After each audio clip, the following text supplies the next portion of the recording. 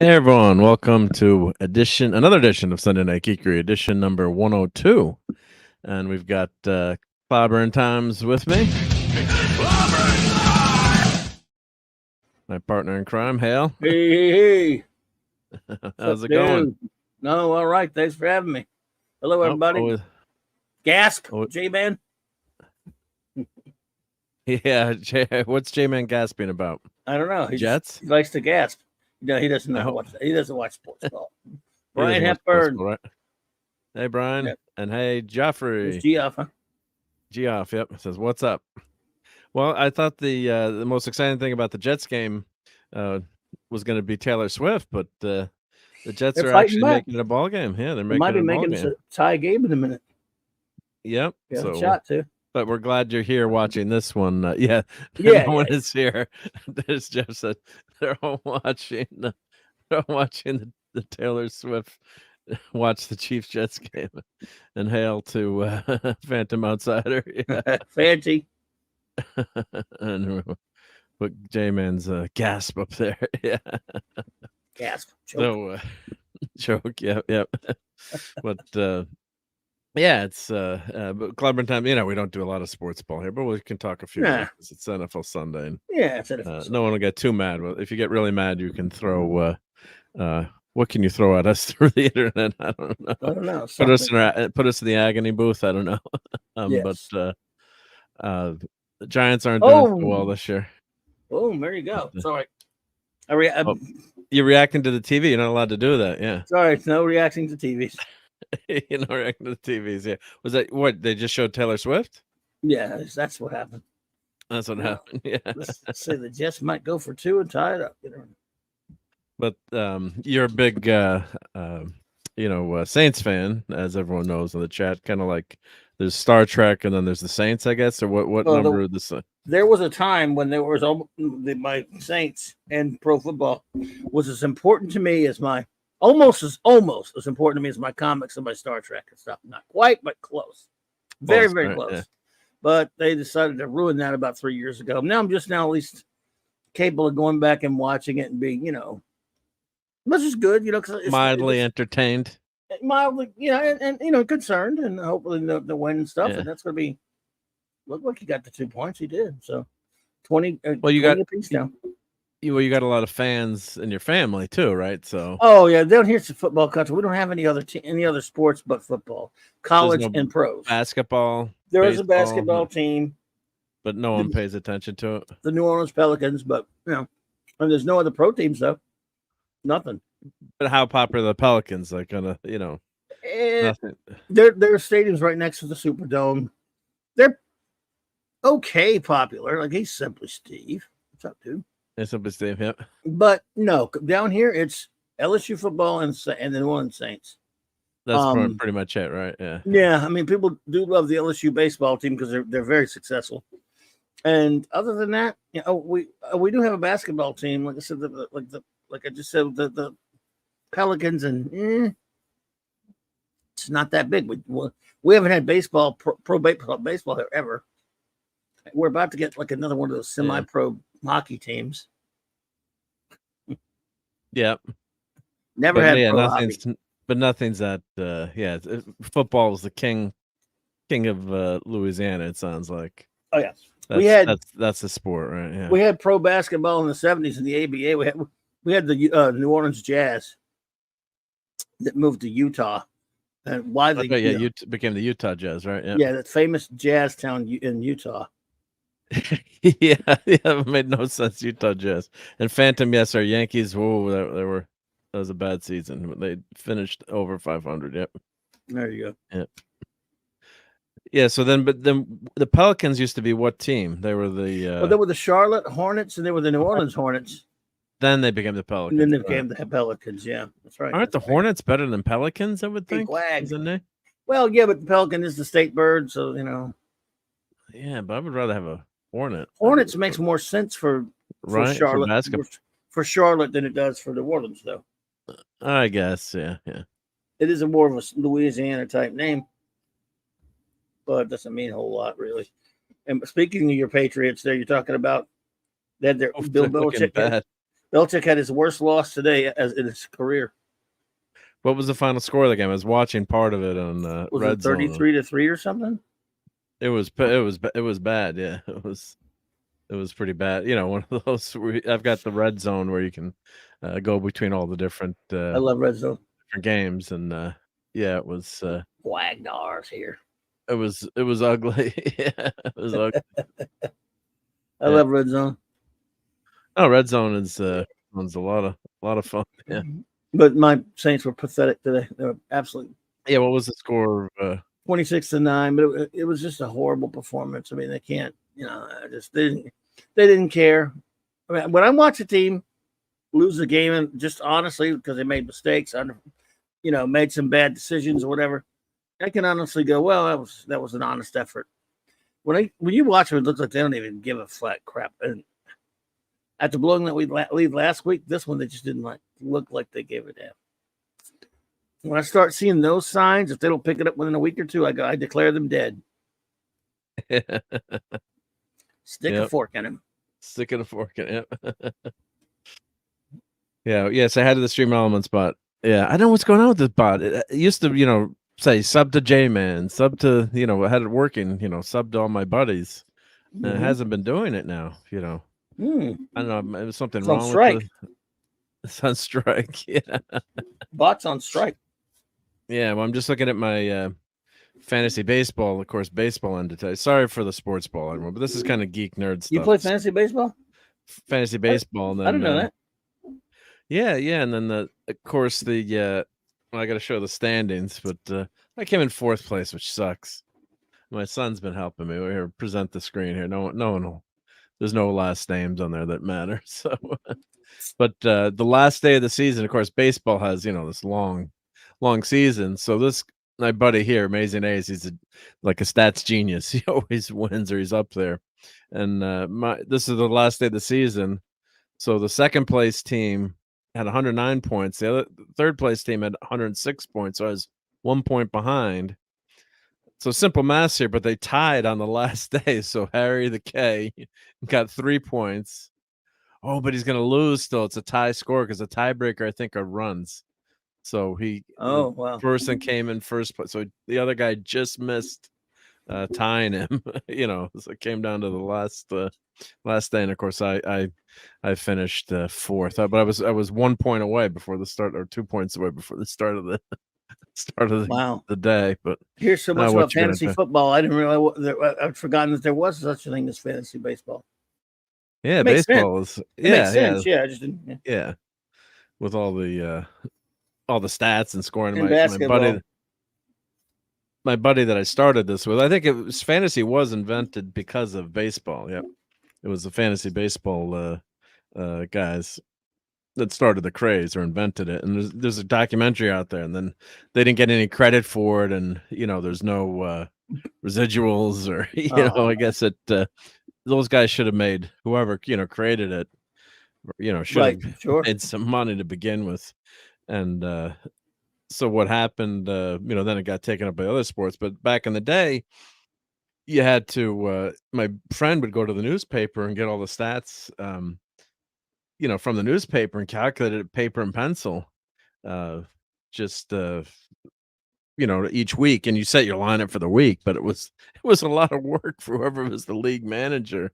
And of course now it's just so easy. You youngins don't know how easy you got it. Just it's all the stats are all done for you. But it was a lot of fun. Some ways it was more fun back then, paper and pencil, or when it was more primitive. I remember we went on vacation, you couldn't set your lineup, so you'd try to get the lineup for the week. And I remember one time I paid to rent in the hotel computer access so I could change my fantasy lineup. I mean, back in the 90s it was pretty primitive. So yeah, stone knives and where's my stone knives? Stone knives and bearskins. Quote. Hey, yeah. Hey, look at us. Maddie's daddy's driving in the rain. Be careful, buddy. Be careful. Yeah. I must have here. I got my stone knives and bearskins quote.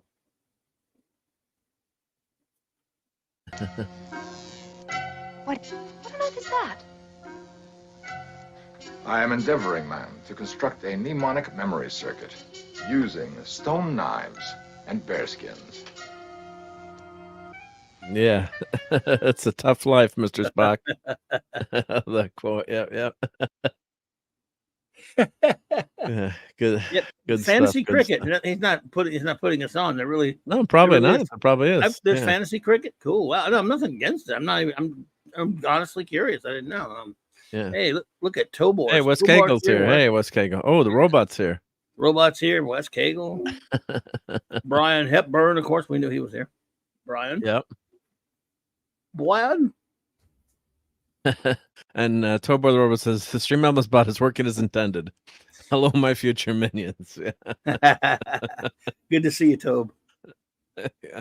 Yes, we all will be future minions. Yeah, robots will rule the world someday. Yep. They're smarter than us, faster than us. Yep. They don't get old. Well, age, I should say. They do get old, but yeah. Won't ever die. Maybe the vacuum tubes get a little dusty. I thought you were doing Wilford Brimley. We won't get older. We won't ever die. We know what that's from? No, what's that from? Come on, Wilford Brimley. Come on, you can get it. You can get it. I know Wilford Brimley, but Cocoon. Oh, Cocoon. Yeah, yep. Classic Ron Howard movie. That was a pretty good movie. I didn't watch the second one, but the first one was pretty good. The first one was good. Yeah. No, weren't they all aliens or something? Were they all aliens in Not that all movie? of them. Or some of them were. Remember, there were aliens that were taking humans. Oh, that's right. Kind of like a body. Yeah, taking Brian them away. Dennehy, Steve Guttenberg, Yeah. Tawny Welch. Woo, woo, woo, woo, woo. Good movie. Yeah, it was a fun one. Yeah. That was one of Ron Howard's earlier movies, I think. Yeah. Yeah. Didn't they do a second one? Yeah, I think they did. For some reason. Whenever a movie makes money, they always do. Yeah, usually. They always do another one. I can't remember. I don't think I watched it though. I don't know if I watched that. For everyone who doesn't care, I'm getting destroyed in fantasy football. 136 to 57. Did you? Uh-oh. Burrow is going to go on my bench now. He's just he's killing me. They have a terrible offensive line. He looked like a dog. Yeah, okay. And he's not healthy, and he's just not looking good. So, are people down in Louisiana still following him that as closely now, or as fading when the years go by? Does it fade, or there's still... I don't not yet. Not yet. It doesn't yet because he's still young. He still has an outside chance. I just don't think he'll turn it. I don't think he'll turn it around this year. Yeah. It'd be hilarious if he ends up going somewhere else with it. So. Yeah, but just you were telling everyone, so everyone knows that's watching that and listening that down in Louisiana, since they won the championship in LSU, people started following the Bengals as their either number 1 or number 2 teams. Yeah. In addition to the Saints, right? Yeah.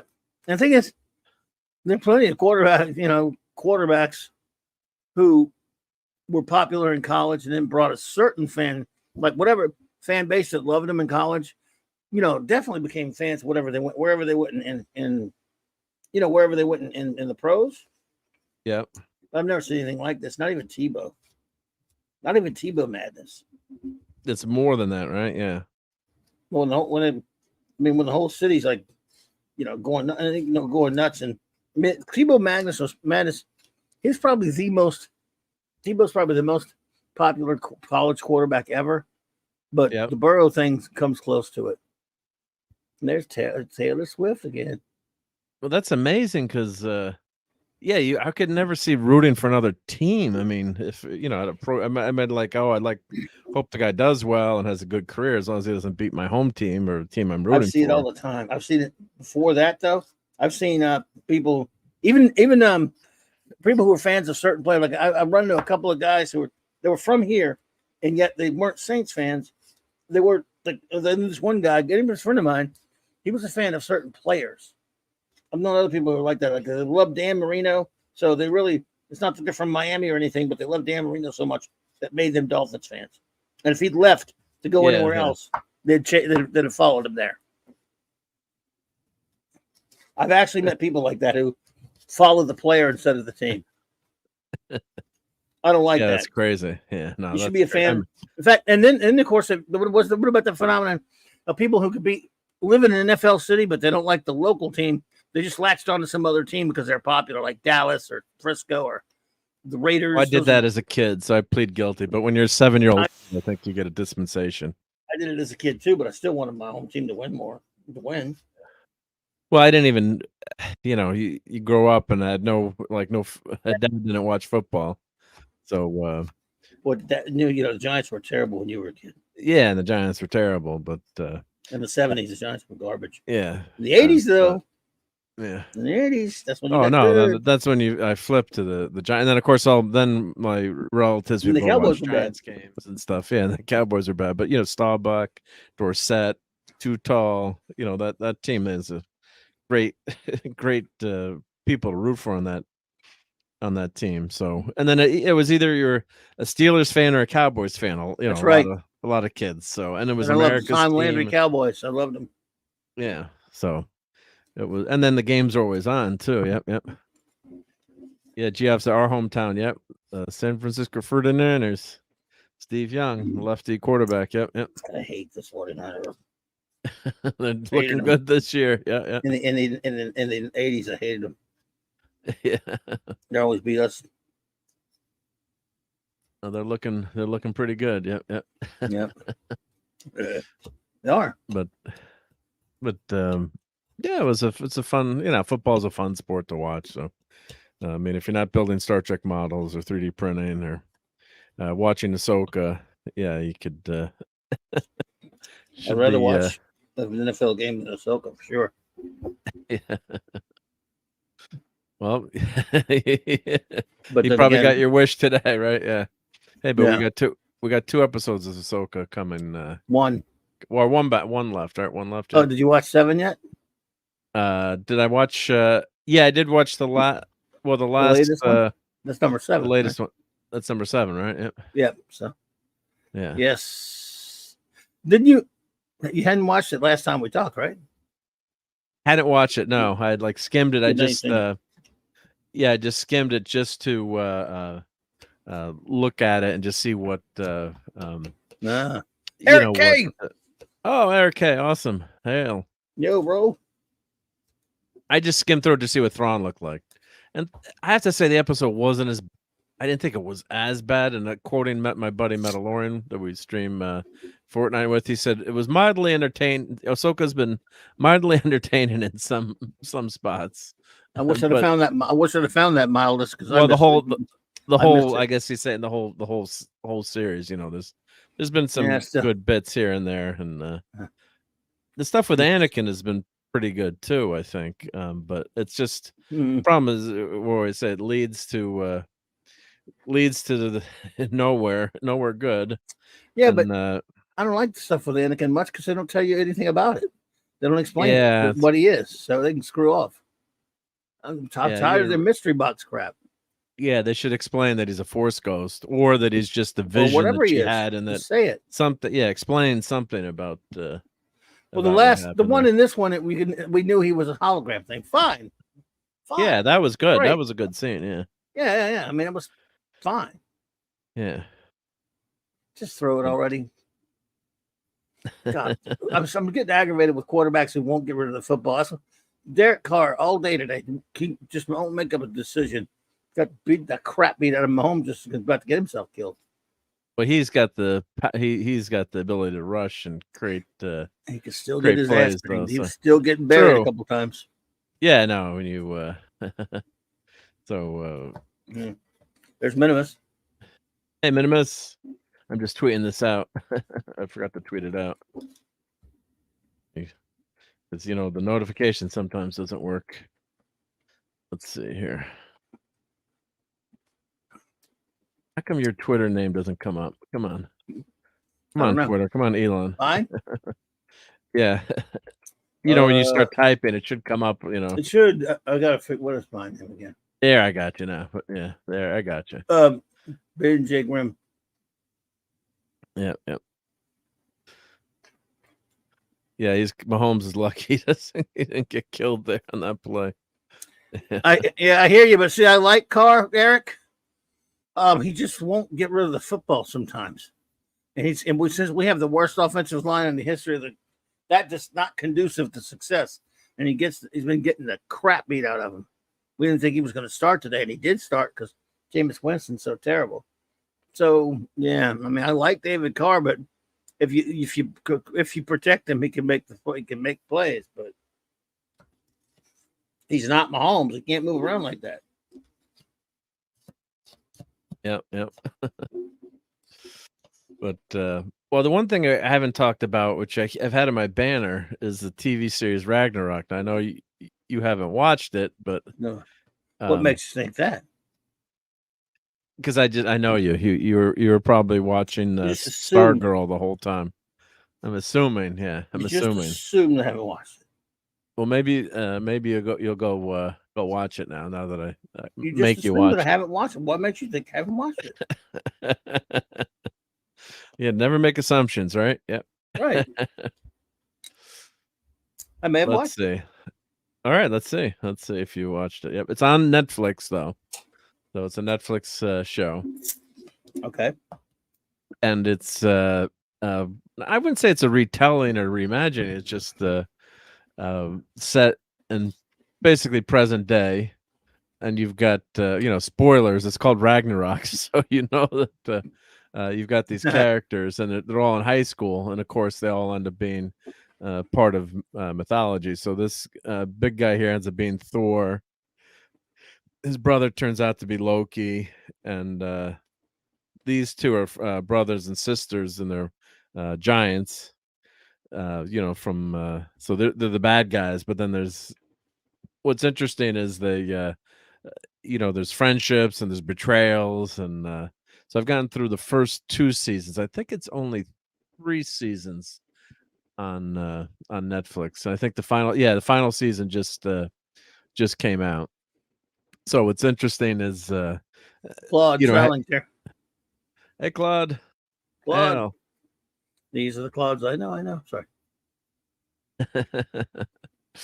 So so this guy finds out that he's Thor. So the powers are unlocked. So it's almost like back in the 90s, and if you remember Thor First Class, yes.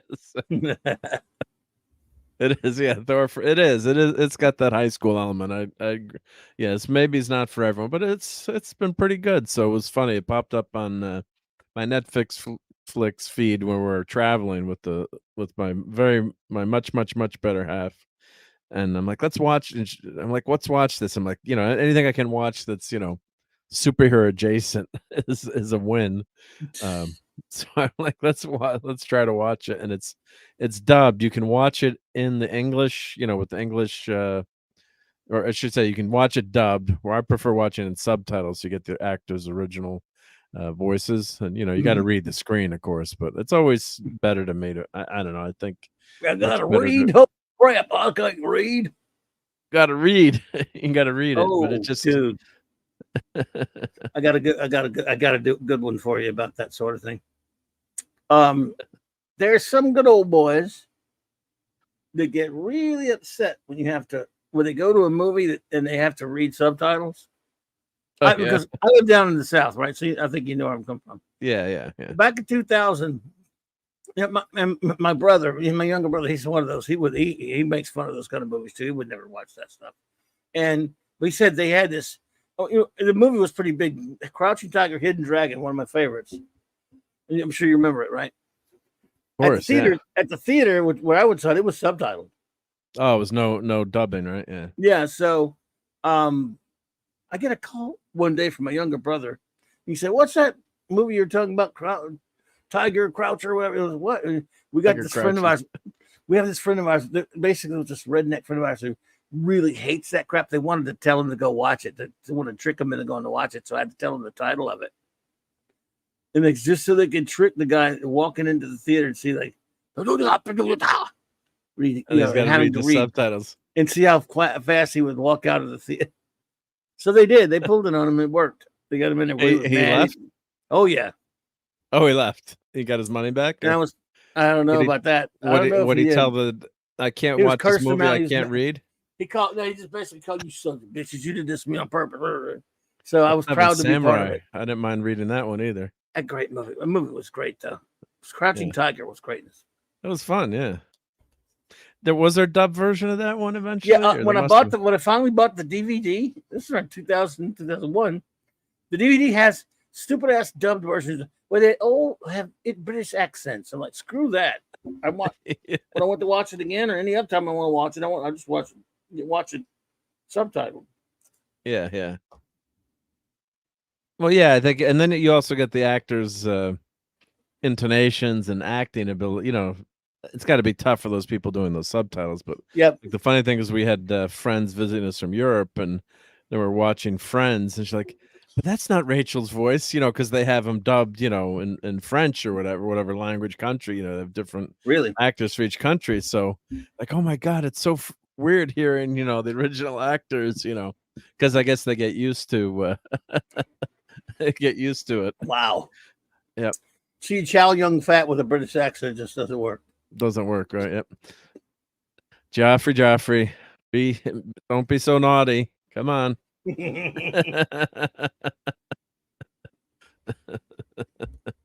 Punk Waddle. So, hey, Punk Waddle. Hey, Punk. Yeah, you thought it was too slow. It really picks up. Second season picks up, Punk Waddle. What?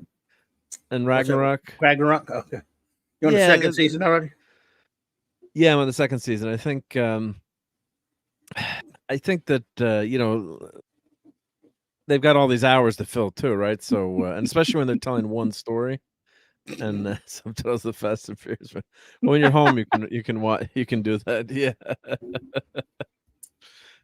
With a lot of these shows, there's only one storyline going, right? So you got to you know, not to drag it out, but there's a lot of filler that doesn't need to be there. Like at one point, Loki ends up birthing the Midgard serpent. I won't explain how that happens, but it was pretty gnarly, a gnarly thing. So they're setting up a lot of the, you know, the classic elements of Norse mythology, and the main lead, the kid that plays Thor, is pretty darn good, and he's believable as Thor, and he's also very honest and trustworthy. You know, the character is, you know, it's not like a modern Thor, although it is quote unquote, you know, a modern take, but he's honest beyond a fault, and he doesn't think, you know, even at one point he loses his powers and he's telling people, you shouldn't, like one of the girls uses her power to like get free coffee. He's like, you shouldn't be doing that to get free coffee or things like that. So yeah, it's he's true to his character, and it's not sensational in terms of that. You know, let's modernize it. And there's some good fights, and of course the actors there's a lot of good-looking actors and actual actresses. I'll say actresses, but actors too, I guess. But yeah, it's an interesting take. So let me see how many seasons, how many episodes. I think there's only 8 episodes in each season. So of course he's trying. The one he finds out how he's got powers, you know, all of a sudden he finds out he doesn't need to wear his glasses anymore, and then he gets really mad one night, and he goes out and he grabs that hammer, and he just throws the hammer, and the hammer just keeps flying off into the distance, like. And then he figures it out. He's like, he threw the hammer like 500 meters or whatever. He threw the hammer. And then he grabs another hammer, and he thinks he might be Thor, and he's throwing hammers. He's like, why aren't they coming back? You know, they're supposed to come back. And then of course he meets. I'm mild spoilers here, but there's like an old guy here that's oh, let's see here. Oh, the chances. Why was Ragnarok canceled? Okay, well this was the picture. Oh, it is canceled. Yeah, it's canceled. Well, I guess they only made 3 seasons, so hopefully they didn't leave it in a cliffhanger. But this guy here in the wheelchair, you can bet they did. Yeah, you bet they did. Yep. So there's an Odin character, and there's other, you know, older gods that are living in the town, and you know, he's helping Thor out too. So it's or the kid that's, you know, I don't know if you want to call it a reincarnation of Thor, or but it's it was been pretty fun. I'm trying to find a picture of yeah, let's see. the giants. I'm not showing the giants in this one. Here's one of the evil giants, but yeah, there's some cool scenes where they're hunting out in the wilderness, and they're yeah, and they're So basically, all these Asgardians are skinny. yeah, he's a skinny giant. Yeah, Everybody's skinny on this stuff from that picture I've seen. yeah. Well, this kid bulked. Skinny Had him Thor. bulk up. He bulked up a lot in between the first episode to the last, the last season. I don't know if they had him like wearing baggy clothes or whatever, but he's pretty big, and he's big when he stands next to people. But these guys have lived for thousands of years, these evil giants. So what they do, they shapeshift and they change, and like it's just kind of like Highlander. He said, well, we take up, I quote unquote die, and then I change the way I look, and I become my son. That kind of thing. So there's an interesting family heritage there. Yep. Yeah, Thor's oh, Jeff, I can never eat don't eat live octopus. Um oh, this is for Jeff here. Yep. I clipped this for Jeff here. And everyone who, yeah. Jeff, don't order this. This evening I shall go for the squid platter. Ew. With extra tentacles, please. And this is what happens. One squid platter, extra tentacles.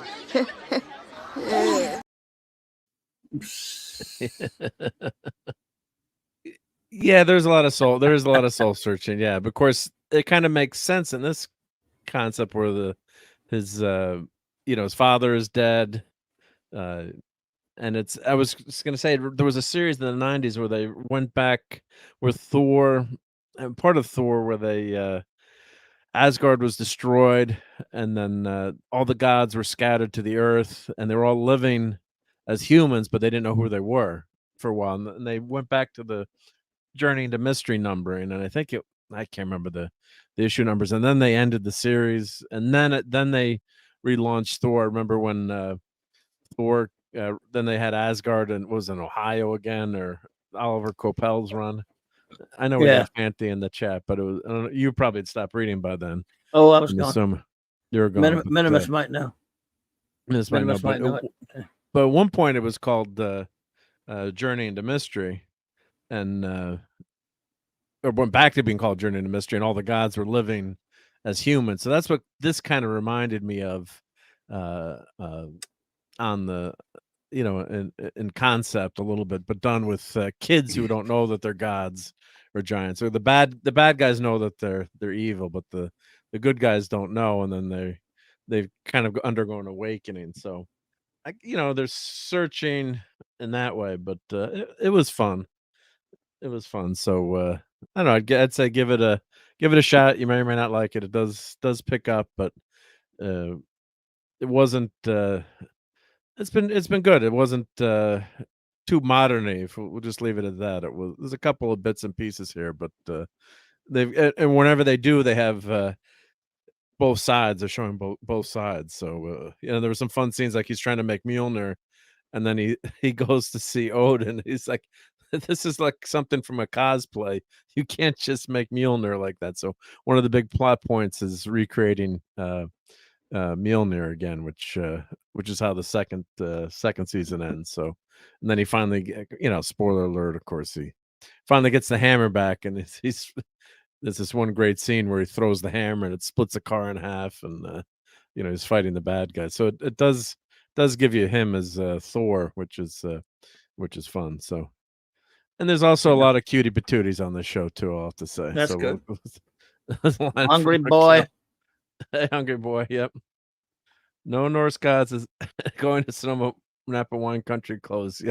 Well, I gotta say they got like the dad that's a giant, like goes out into takes all his clothes off and goes hunting and kills this massive deer bare hands and rips its heart out, then brings it back to the family for dinner. So I mean, yeah, on one hand they dress up nice, the other hand they do all these crazy things. So where they have these fun scenes. So it's maybe might not be for anyone, but I don't know. I think you might find it more exciting than Ahsoka or watching Taylor Swift all the time at the Jets game. I mean, maybe they could show the game a little bit more than Taylor Swift, but yeah. Yowzer. Yowzers, yep. Yeah, they don't have any pictures of more What? pictures of the cat. Well, let's see. Oh, here's Odin, the guy that plays Odin. So right away, I'm like, I'm like watching with my wife. I'm like, oh, that's Odin. You know, she's like, what? How do you know that's Odin? Because Odin doesn't have it's missing an eye because he gave up his eye for knowledge and and of course Tyre Tyre. You know, Tyre. I don't know if you pronounce it correctly. Yeah, is in there, and of course he loses his right hand in one of the episodes. I'm like, cool, you know. So one of the characters, you know, loses his hand. So yeah, it's fun. So you've definitely watched this Cloudburn Times. What's that? You have watched this, right? No, you know, I was kidding because I don't have Netflix. I know you're kidding. Yeah, yeah. I'm afraid not. Oh yeah, here's one of the. She's an evil giant. Yeah, evil hag. Yep, evil supermodel giant hag. Absolutely hungry boy. I hate the stupid X-Men motocross outfits. Papa Cotton. Papa Cotton is here. Hey, Papa Cotton. I don't want to answer that question. Yellow and blue spandex. Yeah. But this is one of the evil. This is what she really looks like. That's one of the evil. Nice. Evil witches here, evil giants on the show. But yeah. Oh. So, well, let's see how many episodes there are. Were there 8 episodes per season? Let's see.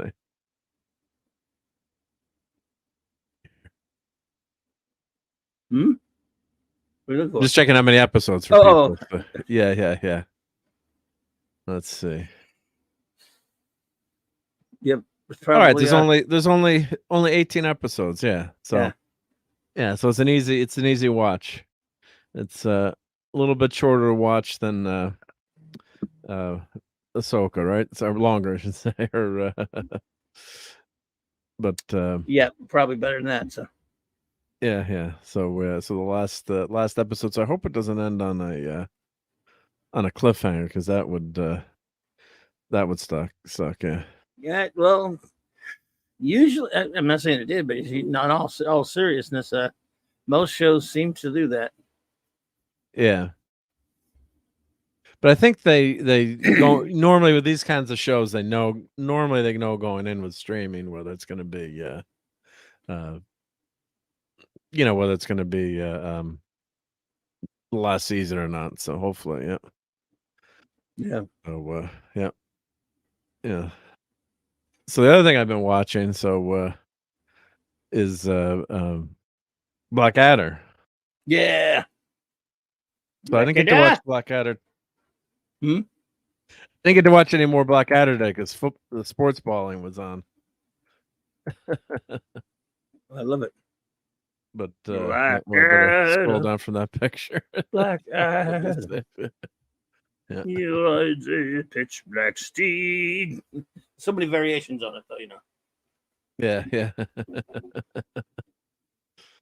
But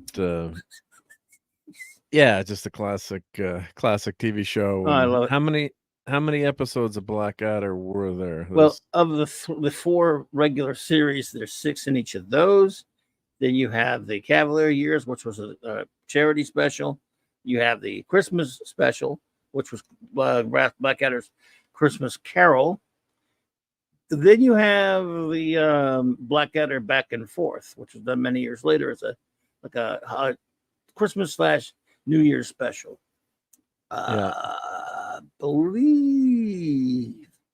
Let's see again. 4 series: Cavalier Years, Christmas Carol, and Back and Forth. I think that's all of it. Yeah, so not that many episodes to watch then. Yep. So I'm on the 3rd. I just started the third season, but yeah, they're all they're all well done. I love it. Oh man, he's so great. Yeah. He's great. Hugh Laurie, Stephen Fry. No Spico Dago. Yes. Grogu. Hey, Grogu. Yep. So here's That yeah, was let's in go to. the last episode of Blackadder 2. Was what that episode was from. Hungry. Good.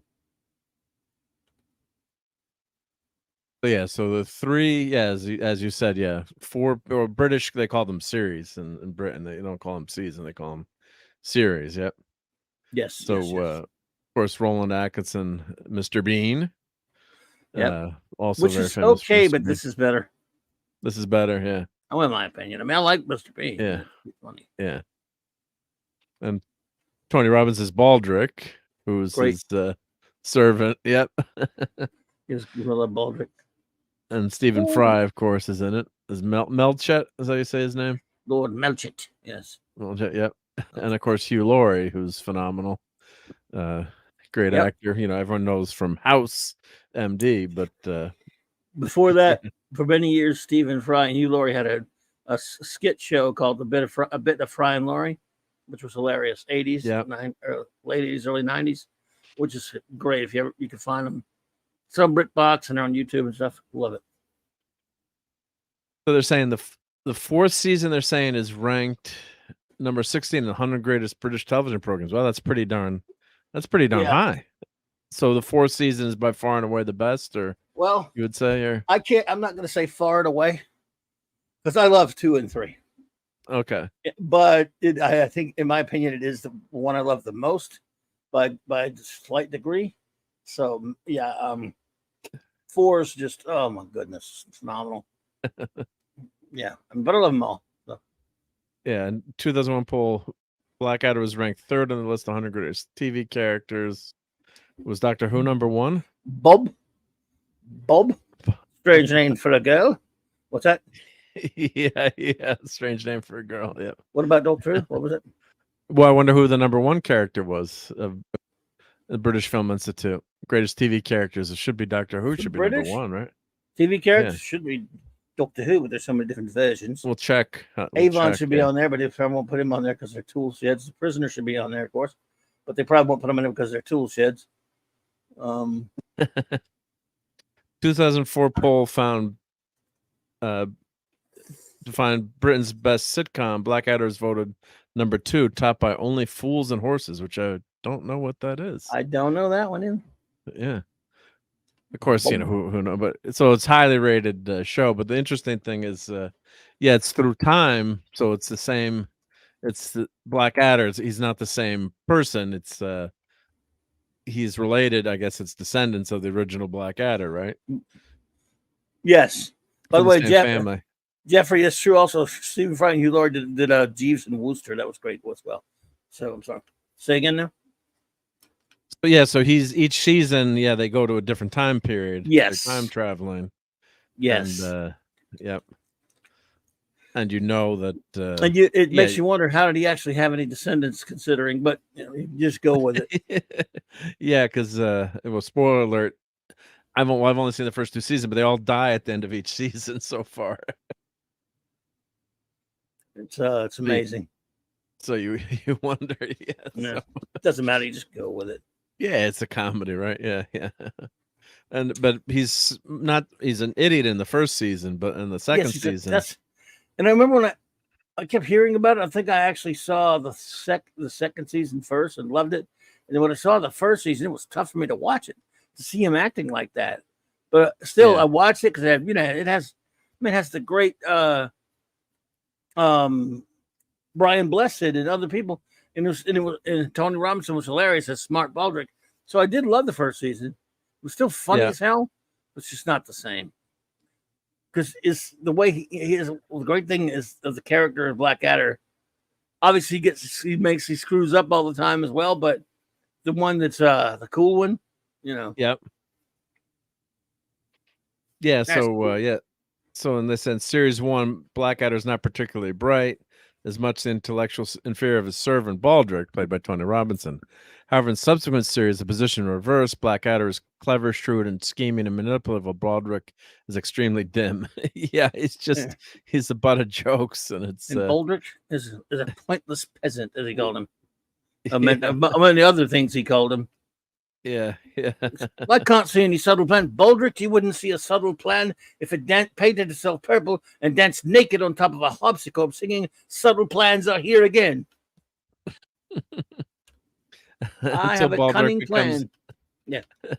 Until Baldric he gets named to the House of Lords, right? Lord Baldric, yes. It's like my dream there's a plot turnip. they want to dream tournament for was it £1 million or 1,000 pounds or 400,000 destroyed pounds? a priceless turnip. Yeah, so the prince wants to rig, quote unquote, rig a vote that's going against him. So Blackadder suggests that he names someone to the House of Lords, him, but he names Baldric, who's an idiot, and then he votes the wrong way. Yeah, it's hysterical. Oh, Baldric's so stupid. They have such great exchanges. Like, was it Baldric? It was just so your name, Baldric. Well, come on, you must have some ideas. Well, it could be sawed off. What? Yes. When I would go into the street, the kids were playing. They would say, "My name is Baldric," and they say, "Yes, we know, sawed off Baldric." So they named him Mr. S. Baldric. Yeah. Oh dear. It goes, any vices? Absolutely not. Oh, come on, Baldric. You're gonna be running for public office. At least first, I'll just put fraud and sexual deviance. Yeah, that episode was really good. I think it was the second episode of the first or maybe the first episode of the third season. I think first episode was Ink and Incapability. That was the one with Dr. Johnson. And then there was Dish and Dishonesty. I think that was the political one. That's the political. Yeah, episode, third season. Oh, there you go, right there. Yeah, and hopefully I can remember that because I just watched it 2 days ago. Yeah. Oh man, but I love Dish. I love Ink and Capability with Robbie Coltrane as Dr. Johnson. He was hilarious. There was an episode, Knob and Nobility, that was not shown on A&E, and at first, for a while, it wasn't shown on. They didn't show it on public broadcasting either. I bought a big old VHS tape set back at the time. Yep. They released a big set of all of it, huge, gigantic VHSs. I'll never forget that. And I bought the whole VHS set. And I'm like, wait a minute, that's the missing episode because they only ran 5 on and they butchered the hell of it on A&E. But they absolutely would not show Ink and Incapability on there. Oh no, I'm sorry, not that one. Knob and Nobility. Knob and Nobility. Yeah, that's the one with the Scarlet Pimpernel. Yeah, I'm gonna click on it, I might get in trouble. Yes. Yep. I am the Scarlet Pimpernel. Tim McInnery, who was great as Percy in Blackadder 2, he played the Scarlet Pimpernel in that one, and he was also great in Blackadder 4. Tim McInnery was really good. All of them were so good. Miranda Richardson was great as the Queen. Yeah, so this, I think, they don't even, do they even list the first step? Yeah, they don't even. Lisa. Addition to songs. Hey, Lisa, how's it going?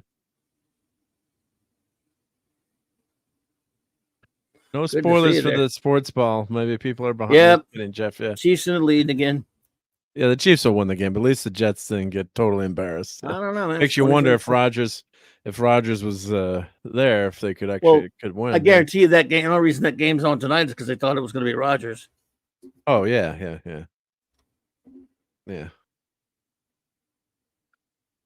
So this is Dishonesty. Yeah, that was a great. Love that one. Great.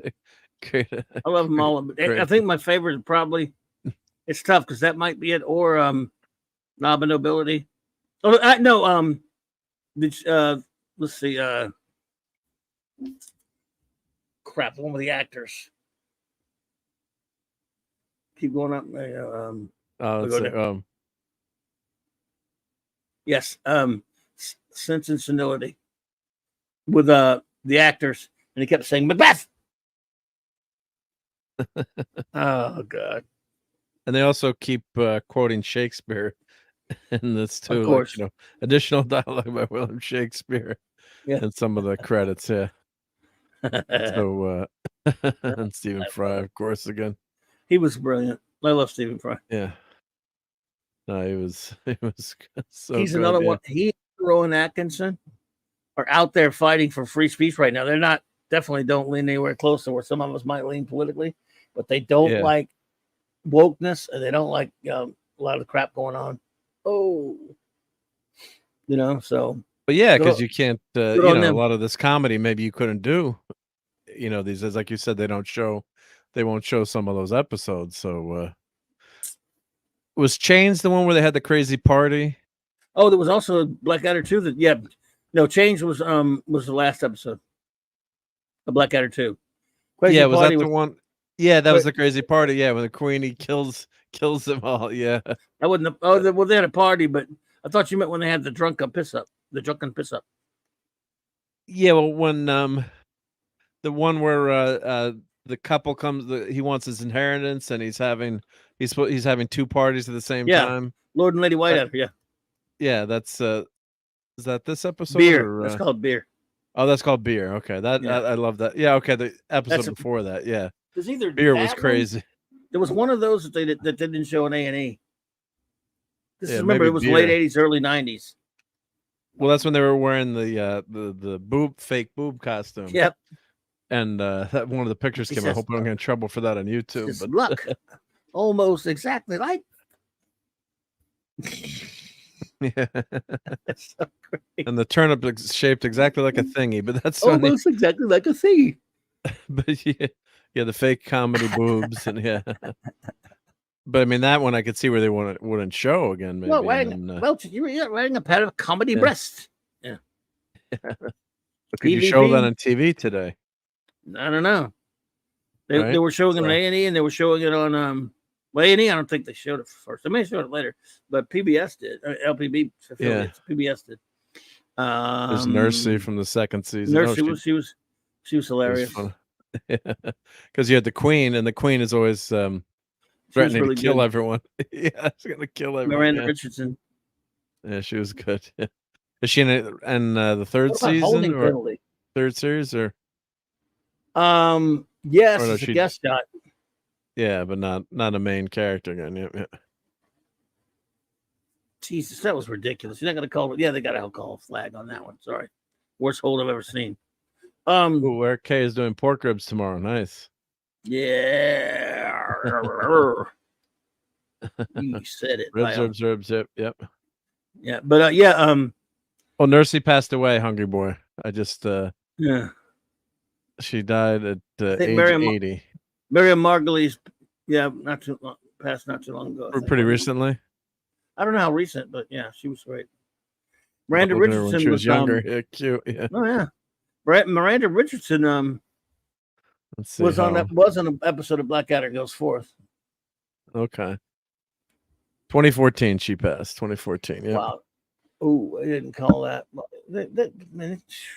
Some bad officiating today. I'm pretty sure she did pass. Yeah, I don't know. I mean, yes, 2014. Yep, 2014. Yeah. Yep. Sorry, hungry boy. Yep. Sorry, sir. 2014. Yep. Blackadder, Lord and Lady Whiteadder. They were the two most fanatical Puritans in Europe. Yeah. He was trying to get his inheritance. Yeah. That's crazy. Yeah. Inheritance. Loris Melchick as Big Nose Wellington. Lordy. Brian Blessing was great too, though. Yeah, so you can watch this on BritBox, and it must be streaming all over the place. But not as much. I'm sure BritBox would have it.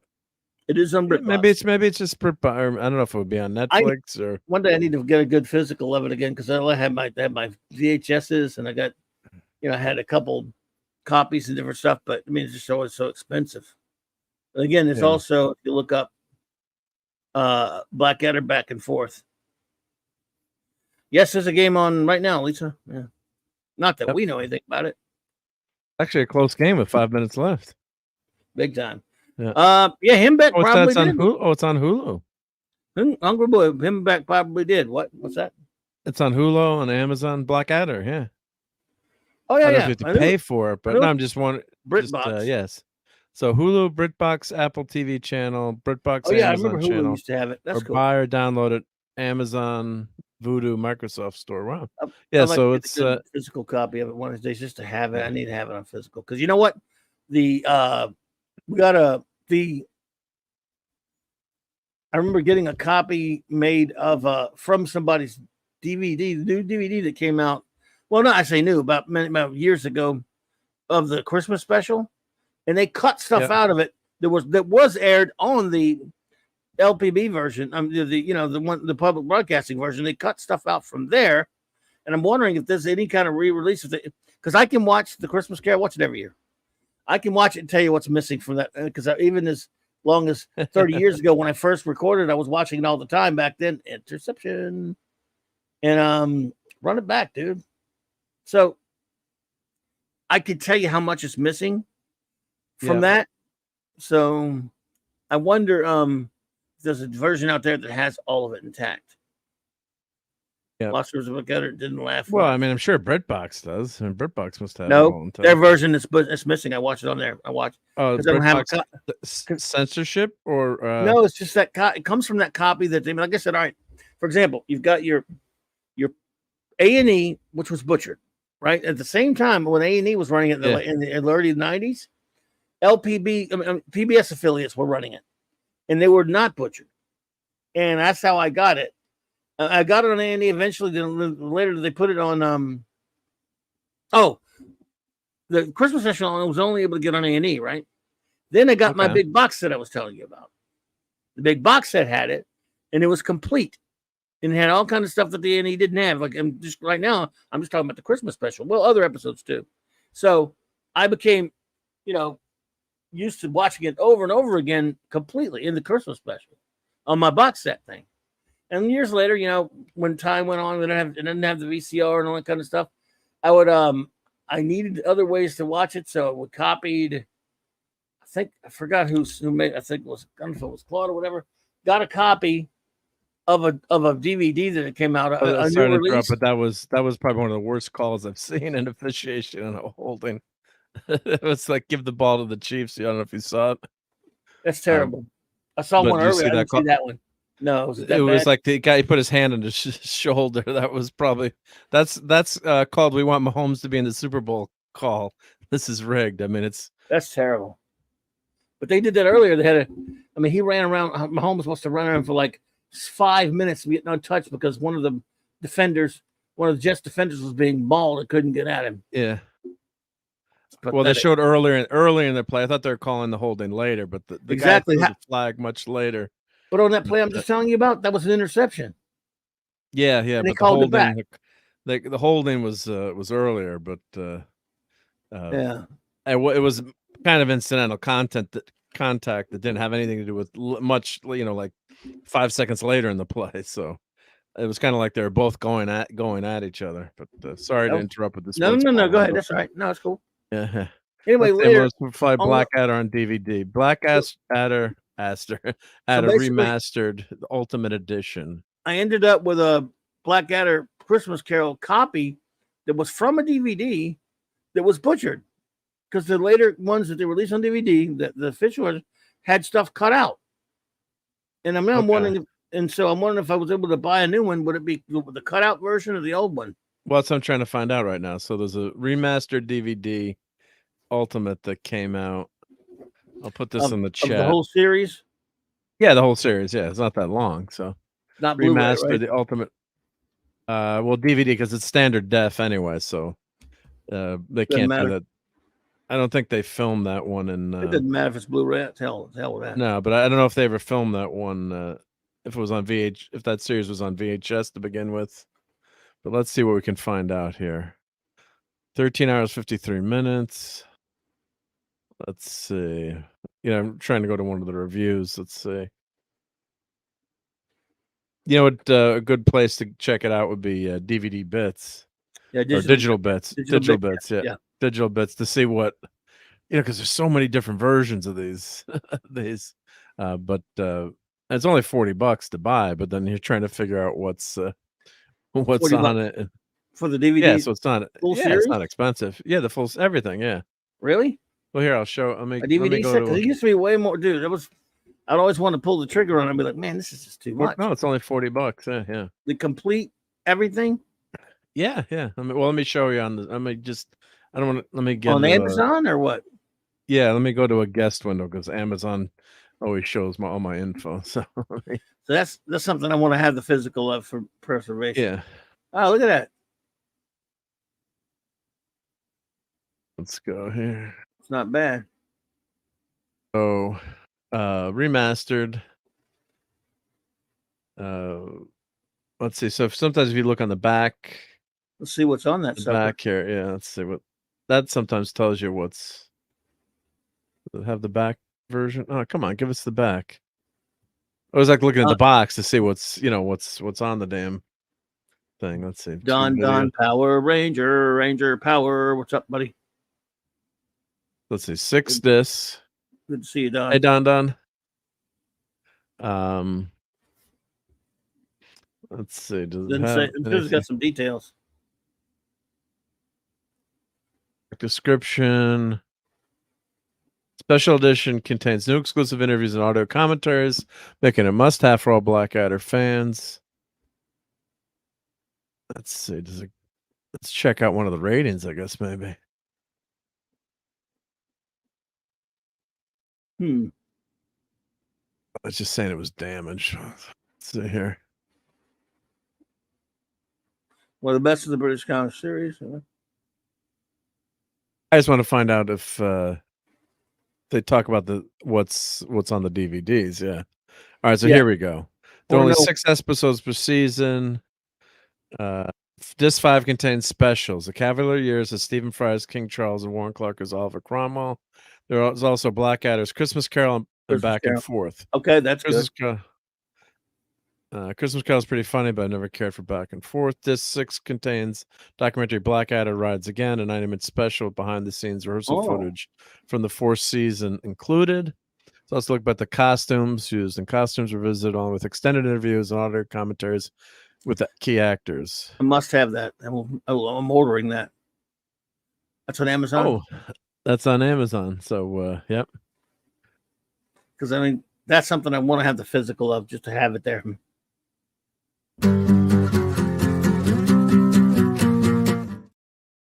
Enabled. Enabled. Yep. Sorry if I cost you $40 tonight, but yeah, well, that's something that's really worth it. I mean, you got to have the physical copies these days because you can't. I mean, even if it does have that, that line, there's like 2 lines that are butchered from Christmas Carol. It's not as bad as the butchering job they did on it with at A&E years ago, but what are you gonna do? Yeah, sometimes they just the BritBox version is butchered. That's all I can say. And do you think that's because of censorship? Not. No. Well, in this case, it might, because it is. I don't know. They were kind of could be because they're talking about Jesus. So, but it's not like this is not really that disrespectful. But you think they wouldn't care? Yeah. If you know what I'm saying. Yeah. Well, like Star Trek: The Empath was banned in some countries. Yeah. Because of the scenes, quote unquote, it could have been considered, torture. So the basic, or was torture, but yeah. So that wasn't one cheaper than that. Was it $18 somewhere?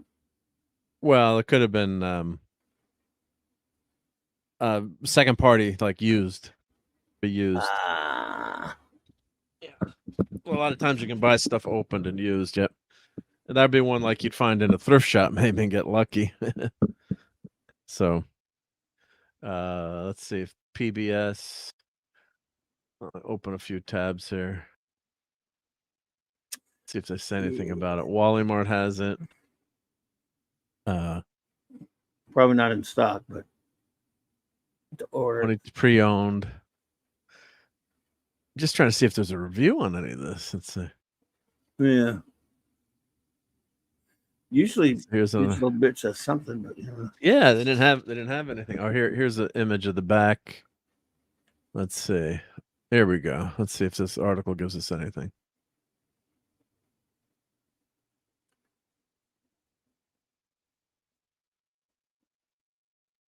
There we go.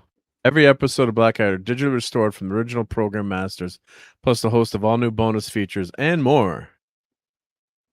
So you've got all the series, audio commentaries, Blackadder Rises Again, interviews with Hugh Laurie, Atkinson, Curtis Elton, Tony Robinson, Stephen Fry, the costume one. Yeah, it's basically what we read about, plus Christmas Carol, Cavaliers, Back and Forth, The Dear Diary, and more.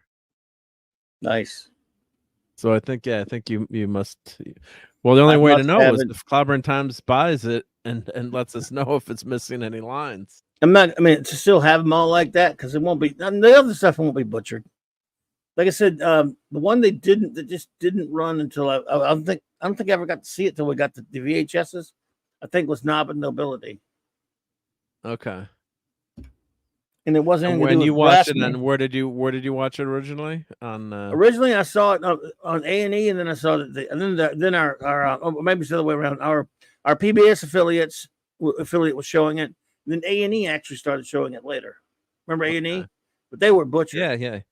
They're butchered. Now sometimes it's just for the commercial breaks. Yeah, it is. It was, but there was an episode even on whatchamacallit, on the LPB, the PBS affiliate that they didn't air. If I'm remembering right, it's been so long ago. Yeah, I like Back and Forth. A lot of people didn't like it much. I thought it was pretty good. That came out in 2000, so it was many years later, and it's very different, but it's also very, very Blackadder. Well, the fun thing too is they've got the audio commentary for these. So what's that? Mahomes. I hate when people gloat. It's like stop what? gloating. Mahomes. Like, man, Mahomes. Just don't gloat. Just don't gloat. That's why I hope they would lose this one. Yeah. It's like, all right, yeah. So showboat. That's showboating at the end. I don't like that when you're raising your just go back to the huddle. Jets put up a good fight. Yeah, no, I mean Super Bowl champs, right? So and Mahomes made some puke ass throws too. Yeah. So so as I'm showing on the screen here, so it's got all those episodes and just 6. So let's see here. Hey, look who's here. Pat S made it. Pat. Oops. Sorry. We both added it. Sorry. Mark Pat. You Pat get out for the S. Hey guys, I'm not staying. I just wanted to come on and tell everybody, in case anybody was wondering where I've been the last 2 weeks. Last weekend was a lot of fun, actually. But Saturday afternoon, I tested positive for the little C, not the big C. That's you don't say big C. Yeah, someone said. I said that. You said that last night. The big C. Yeah. I was listening to Clobby. That was pretty funny. Yeah, I knew what you meant, dude. But it is yeah. If you've had it in your family, like I've had twice, it's everybody knows that. And dude, Irish people are very superstitious, so we never even say the word. It's always like, the illness or something like that. Yeah. But anyway, I don't have any bad symptoms. I'm isolated in the back room of the house. It's kind of funny. It's like there's a bunch of Christmas decorations in the room that I'm in and stuff. And the doctor's like, look, just stay away from everyone for 5 days. I'm going to go in and see him on Friday. But, I do have some other health issues, but so far I'm good. Food tastes a little funny. And it's mostly just like having like a sinus headache all the time. And you want to You don't sound that bad, thankfully. I don't, dude. I'm not stopped up, man. This is of course good. Yeah. I never really sound too bad, and I'm taking what's the preventative stuff called, Mark, that they give you that like keeps you from getting worse. Like he gave me that right away, and Walmart's just like, here, just don't come in yourself, send somebody. And I'm taking like a chloroseptic. What do you call it? The stuff that clears out your sinuses. Which is good because I have sinus problems this time of year anyway. But I had fallen asleep and then I woke up and I'm like, man, I better go pop on and make sure everybody knows I'm still alive and everything. So glad you're feeling better. I'm doing better, man. I'm doing well. I'm going to be doing better, but I'm doing well considering what this is. And last time I had it, it was kind of like this too. So, and I've never had one of the shots and everything. So I guess I'm lucky. Maybe I have some natural immunity there. But I will say this about this. Well, I just want to say hi to Pop Culture Curator again. Said fantastic Doomsday Machine. So thank you, Pop Culture Curator. Yeah, it was experimenting with a new print. Yeah, that thing was really cool. Mark, when you get a chance, read my quote that I left on your short. It's snarky, but yet maybe chuckle out loud. I think did I read it? Did I read it already? Let me check. You did have a funny on the latest one, right? Yep. Guys, my favorite. I go back and forth between the second and Blackadder goes fourth. Between my favorites, there's something very special about the fourth, though. I think because I'm a real student of 20th century history, so I really enjoy the whole World War I aspect of the fourth. Yeah. But two was good, and dude, Hugh Laurie in 3, he's brilliant.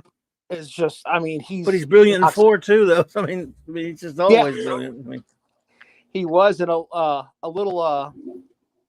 Those two guys, Stephen Fry and Hugh Laurie together, even in those scenes. I mean, obviously they had done. You should see their show. The show they did together. Well, they did a bit of Fry and Laurie. That was a skit show, but then later they also did Jeeves and Wooster, their team. Yes. But yeah, I mean, good Lord. Hugh Laurie's great. Yeah, Stephen Fry, Tim McHenry, Tony Robinson, of course, Rowan Atkinson. You couldn't get a better cast. You got some nice cameos, especially like by Lord Fleshhot and even the nurse. We'll say with it. Yeah. It's just Blackadder goes forth. It's the best, but it's so by a very kind of a small margin because 2 and 3 are right there in a class with it. That great. Yeah, I want to say hi to the Geek and I podcast. Hey, the Geek and I podcast. I've seen you before on Sunday Night Geekery, but hail and thank you for stopping by. Or just chatting a little Blackadder, or madam, yes, or however you identify. Yep. Yes, Geek and I podcast. Should not assume. Yep. Someone find that and put the link in there so we can all subscribe to it. You can all subscribe to it. And God rest Lord Flashheart. What a great cameo. Oh, both of those. Yeah, Lord Fleshhart. That gentleman, that was a tragic loss. Rick. Rick Mail. Rick Mail. He was of course, he was big on the young ones. That was great, and I remember being a little bitty guy and sneaking and staying up late on Sunday nights. MTV used to show that after Liquid Television, and one of my memories from being, guess I was in middle school, when that was on. My mother's throwing open the door and going, "You go to bed, damn it! I'm going to take this television out of this room." And because I still do love TV. Not as much now; they're ruining it for me. But when I was a kid and a teenager, man, television was like my thing. I loved it, and that was just so different and subversive. And I found that did afterwards, and the guy that played Vivian. Did a show together where they were flatmates and they lived in this really dumpy. What was the name of that show? I just watched episodes of it about a month ago. I don't know, but he was also on an episode. Anybody know what I'm talking? The guy who played Vivian was on an episode of Goes Forth also. That's right, and I think wasn't the guy that played Rick. No, not Rick. The guy that played Vivian. No, not Vivian. The guy that played Neil, right? Neil was a jailer. He was on an episode of Blackadder the Third, right? Blackadder 3. He was in Knob of Nobility. Yeah, that's it. Wow, dude, you got this stuff down. I love the show. I've watched it so much. About it? By the way, in case anybody's I'm kind of sad right now. Oh, I thought you were talking to me. In case you hear that whining back there, that's my huge, big old 2-year-old German Shepherd. I guess he's really attached that was you. He was sad at the Jets losing. Yeah. Geek and I podcast identifies as cotton candy. I can appreciate that. I love myself some good cotton candy, and I just put the person that identifies as cotton candy's link in the chat. So sub to their channel. Yep, that's a fair cop. A fair cop. Yep. There you go. Check it out, guys. All right, boys and girls. I'm gonna go get some more rest. I'm gonna go. All right, well, feel better. I should be well enough. You sound pretty good, actually, though. Dude, I'm telling you, I feel okay. I feel really good. Like I said, I have a bit of a headache and all, but I'm not stopped up. But you know what? I wasn't that stopped up last time either. Had a They little got a bit of a mild tender version, throat, yeah. but yeah, that's what, knock on wood, dude. And I'm knocking on my head. You guys just can't see it. Your that head it is goes wood? passes quick. Yeah, come on, you know that old joke, that old gag, Yeah, that old little chestnut. gag, yeah. Cluck, cluck, yeah. Oh, by the way, real quick, so everybody could get their calendars out real fast. Are we doing a Christmas Eve and New Year's Eve show? Because I noticed that those fall on Sunday and Monday. It's Christmas Eve. Usually I'm cooking I'm the gonna 7 say fishes. no. I'm cooking the squids with extra tentacles. So I was gonna probably, say, or maybe I'll do it. I'll figure something out, but or dude, maybe I'll do I'm it. gonna say no. I hate Probably to bring not. it up. I don't want to be a downer, man, but Clobby threw a really good New Year's Eve show last year. You know, it's Yeah. obviously different, but if he's available, you need to get him on, man.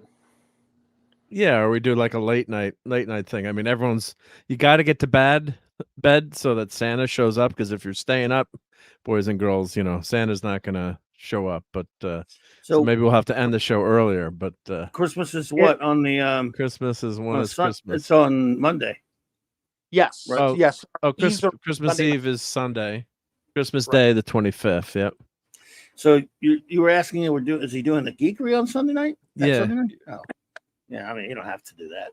No, but only if it'd be, but that's if you like do, the I'll big, be there. But I mean, yeah, I guess. Yeah. Or do Oh, like no, a I don't late. expect him to. I was just saying if he wanted to, some of us would show up. Well, it's always fun to hang out with everyone, and right, we always have a great time here. So, You know what watch parties we're gonna do for Halloween and yet? I won't say Christmas. Christmas is pretty far away. yeah. Heat We could Miser, do some Heat Miser. Yeah, we'll do that. But that's some something we could do Burgermeister? too. Maybe we could do watch Burgermeister Meister Burger. we could do the Monster Mash again. All right, Scotty. Hey, Scotty. The Monster Yeah. Mash. I will take pictures, Lisa. Yep. Oh, Geek and I podcast. Yeah, the Goodies is one of my all-time favorite shows. That was on PBS. Yeah. It was PBS as a kid. Cool. And I love the Goodies. And I was able to buy like one of the few DVDs they had out for sale on the Goodies. So I only have a few episodes, but I'd love to be able to get my hands on more Goodies episodes. That was just such a good series. It was so funny. But yeah, you would watch back in the day. Yeah, PBS had Doctor Who, of course, and Yes. My dad's only American. My dad's only American show that he liked, that he watched, which was Faulty Towers. My father liked it so much he would actually call in and donate money to WYS when they would, because YS would show a marathon every year. And I guess the Goodies you could classify as Monty Python adjacent. It's classic British humor, fun, good-natured humor. And I just love the Goodies. I mean, so I think I have this. This is in Europe, but that's what I should talk to Retro over in the UK. Like get a copy of buy a copy of this. Yeah, 14 disc set. No, I definitely don't have that. I have just like there was one DVD that had like 3 episodes or 4 episodes on it. But yeah, if you haven't seen the Goodies, try to find that. I wonder if it's. Like that should be on BritBox. Wouldn't you think it'd be on BritBox?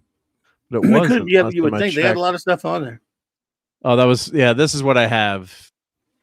The 3 classic episodes: Kitten Kong, Scotty Safari, and Scott Rage. I think that's what I was able to buy on Amazon.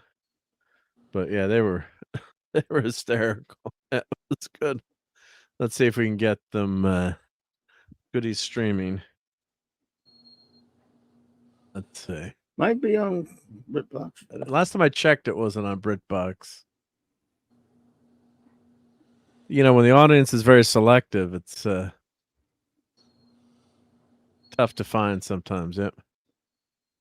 So let's see. Not currently available. Wow, it ran for a while. Yeah, no, it was. But I think they'd stopped for a while. That could be one of those wrong. numbers. Okay, gotcha. Yeah, and I think then they came back. They came back. Yeah. Let's see if kind of like Lord Dwarf. Like, every 20 years we're gonna do. Yeah, I don't think they were Yeah. on for each. Red for Dwarf's that another long, great yeah. one. Yeah, I got to redo watch a Red Dwarf next. I think. Yep. Yeah, it's I mean, it was great for at least. I mean, I still kind of like some of the new ones, but of course, it was his heyday. It was his first 6 seasons. Oh, no doubt. It was awesome. Yeah. Oh yeah, that Lighthouse episode was great. Yeah, yeah. Goodies, yeah, they're crazy. Yeah, yeah. There was, but I think the TV series, yeah, King Kong was famous. Yep. And then they never had a formal contract with the BBC. Oh, when BBC Light Entertainment budget was exhausted by The Hitchhiker's Guide to the Galaxy, Goody signed a contract with London Weekend Television. Yeah, so there's not. Yeah, I don't think they were nonstop releasing episodes, but if you can find them, check them out. Yeah. Oh, what was the other show you just? Oh, you mentioned Red Dwarf, right? Yeah, that's another classic. Yeah, greatness. Great and show. now I guess the two created. Then that's the guys that created that got in a fight, and now are they working together now? Or Rob two Grant different versions? Yeah, Rob Grant and Doug Naylor broke up at some point towards the. I don't know if it was the 6th or 7th season or exactly where it was, maybe, but eventually they broke up. But they did. I mean, the show came back in the 7th and 8th and 9th, and then like a 9th season. It was they came back many years later. It was a big, long period where they thought it was never coming back. They did like a 3-episode special. Then they started bringing it back again on a special network and over from there called the Dave Network. And they were this was 20-something years later almost. And obviously they were all a lot older, but the effects were incredible and they were still funny. So it had a really high budget, it seemed like. And they did about 2 or 3 seasons. Then they did like a special about a year or 2 ago. And it was good seeing those. Haven't seen them come back, and it was all right. And as a Red Dwarf fan, you're just glad to see him, and it's fairly decent quality, but not in a class with the originals, the older ones. At least it's still them, though. It's not a remake. Yeah, I was so into it in the mid-90s. I even read some of the books. If you remember, there were some good books. Novels, yeah. And I really some were just adapted. They were just adapted from the show, though. But yeah, better than life. And this show, for me, hit the stride around the 3rd season. First 2 seasons have a lot of great stuff in it, but it's kind of clunky, but good. It's got some really clever stories even then. And then by the 3rd season, it is, oh my goodness. Because I didn't get to see much of the first 2 seasons. I remember I was, at the time, this was like this was early 90s. It was being rerun here. And my then wife was watching it. And I sat there and tried to watch a little bit with her. I was like, I don't know. I didn't pay much attention. Then one night I'm walking through the living room. I'm in the back of the room, actually, in the back room. She's laughing hysterical, like she's going crazy. I ran in and said, "What the hell are you watching?"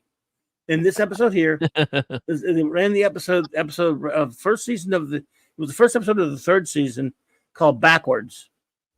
And when I watched that episode, I was hooked. I'm like, oh my God, I've never laughed so loud. They do use they do use a laugh track, which but still. Oh, Spaced is good. Spaced is good, Scotty. Yeah, I agree. Spaced is good. Black Books is good. Paul McGann is my doctor. McGann was good. Yep. Too bad McGann's pilot was horrible. Yeah. But so this is the timeline. Really, I love this. Is a nice job, Wikipedia. Series 1 and 2, Series 3.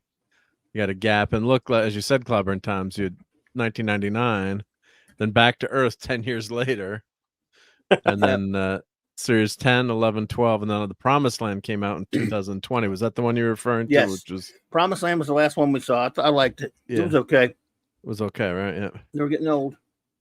And Back to Earth was sort of just so. So are they have any option? Are they gonna? Is that it now? They're done, or they claim they're going to be doing another one. I'll look if they do it and it's available. I'll watch it. But they could kind of stop now. I mean, they're not ridiculously old, but they are a lot older. But they're still very funny and talented guys. If they want to do one as a Red Dwarf fan, because they're not destroying it or doing horrible things or getting a horrible remake situation, I definitely out of respect for it, I would watch anything they do. So the Geek and it's a very unremakeable show. Oh yeah, but no way. But and again, It's so good. I don't even mind them using the silly laugh track. I don't need it, but it's there, and it's, that's so you don't even odd care about it because anymore. well, you hear like if you like, I'm really into MASH and the history of MASH and stuff, and when they sent MASH over to England and the BBC ran it, they insisted upon taking the laugh track out of MASH. Which No, but personally, the director didn't want the laugh track in that actually. That's why So the DVD set has an option. You know that, right? The network made the network made him put the laugh track in. Right. You know the I'm DVD talking about when it went over to the BBC, they insisted that it to be taken out. So I find it odd that they have a show that they still use a laugh track in. And right. Well, you do know that the official DVD set. Hey, Dad Man's here. Hey, Dad Man. Hey guys, how are you? Dad Man. The DVD set has an option for you not to watch it with the episode with the laugh track. By the way, have you tried that? Yeah, it's do it better. All the time. I would think so too. Yes. Well, better. they did. Sorry. I just wanted to address this comment here by the Geek and I podcast. So it says, as mom was British, she introduced me to BH, which I guess is what's BH probably, or British TV. I'm not sure what BH is, but humor. British humor. Okay, thank you. Yep, I needed British humor translation. Thank you. Benny Hill probably. Benny Hill. Yep. Benny Hill. Yeah. My kids have never watched Benny Hill. I got to show them Benny Hill. Oh. But you're from my neck of the woods, because Channel 9 on Long Island. Yep, that's was one of the but that was great being in the New York metro area, because you got other than the three networks, ABC, NBC, CBS, you got Channel 9 WOR and Channel 11 WPIX. So you had we had to imagine that we had 5 channels to watch, and PBS too, and there were a ton of UHF channels. But imagine that you had 5 channels, but 9 and 11. That's where I got my Star Trek and all the old classic reruns, and of course Channel 11 carried the Yankees, and 9 would carry the Mets, and it was but you were lucky being in that metro area, having those two. Talk to other people like, wow, you have 2 extra channels. We only have 3 channels. So yeah. We got everything on UHF. Any of our reruns was on either WGNO, which is now the ABC affiliate in New Orleans, and and got it all on VHS. That's right. And then of course 38, which I believe became the Star Trek channel, UPN, for a while before it. Okay. Yeah. Took off. Yeah. So Dadman, how are you doing? What's when Dadman comes to this channel, we always have to give them proper introduction. Never that way. God damn it, Mark! Jeez. Sorry. It's not an official greeting without that. I heard. God, I'm gonna call Clobby hungry now. But sorry. I heard Clobby saying sorry already when you started playing. Sorry, Dan. Thank you, Clobby. I appreciate it. I'm totally against that. Contract. I'm totally against that. I'm against that, by the way. I just want you to know it. I know you are. That clip? You're against that clip? Yeah. Yes. Yeah, I know, Mark. Well, we can play this one then. Where'd they go? Right there. Oh, screw you! No, that's what's so beautiful is the misses in the middle of that thing. That's that crazy. one too. I know. Well, the only saving grace with that is you got my wife with right there, like perfect timing. But yes, gents, how are y'all today? I am now having some Culver's Devil's Food Cake frozen custard. So it is very That'll nice. Still eating that, frozen custard. I thought you were going to say it was deviled eggs. I'm like, Dad Man doesn't eat deviled eggs. Yeah. No, hell no. Hades, no. Hades, not no. at all. But yeah. Yep, exactly. But hey guys, how's it going tonight? Y'all doing good? Yeah, no, we're doing good. Yeah. So well, I didn't miss the eatery yet, though, did I? I didn't miss the eatery yet, though, did I? We did not do any eatery yet. Oh, okay. No, well, cool. None tonight. Yeah. Well, not so far, unless someone is. Let me check. I always got to check my messages to see if anyone has sent me any pictures of food tonight too. So see if Eric cooked anything over the weekend. Yeah, I don't think. Nope, no one sent me anything. Okay. But if anyone does have any food pictures, yeah.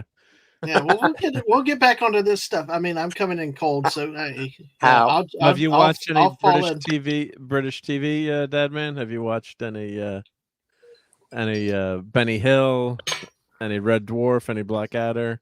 I love Benny Hill when I was 10 years old. Yeah. And parents are like, go away. And I'm like, no, I want to watch this. But, hey, that and, first, it was really interesting age. But in all seriousness, to take the topic seriously, I love Are You Being Served? I love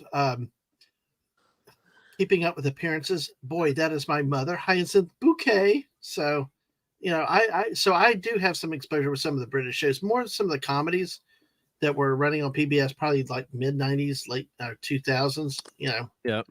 those type. But yeah, I like a lot of the British stuff like that. I mean, and when the missus has different series, I've gotten into them. I've only heard about Blackadder and Red Dwarf. I've never gotten into them per se, but definitely the British comedies are an area where I go. Faulty Towers, that's another great one. Yeah. So here's the 100. Faulty Towers, one of the greatest episode. John Faulty Towers Cleese, was what's that?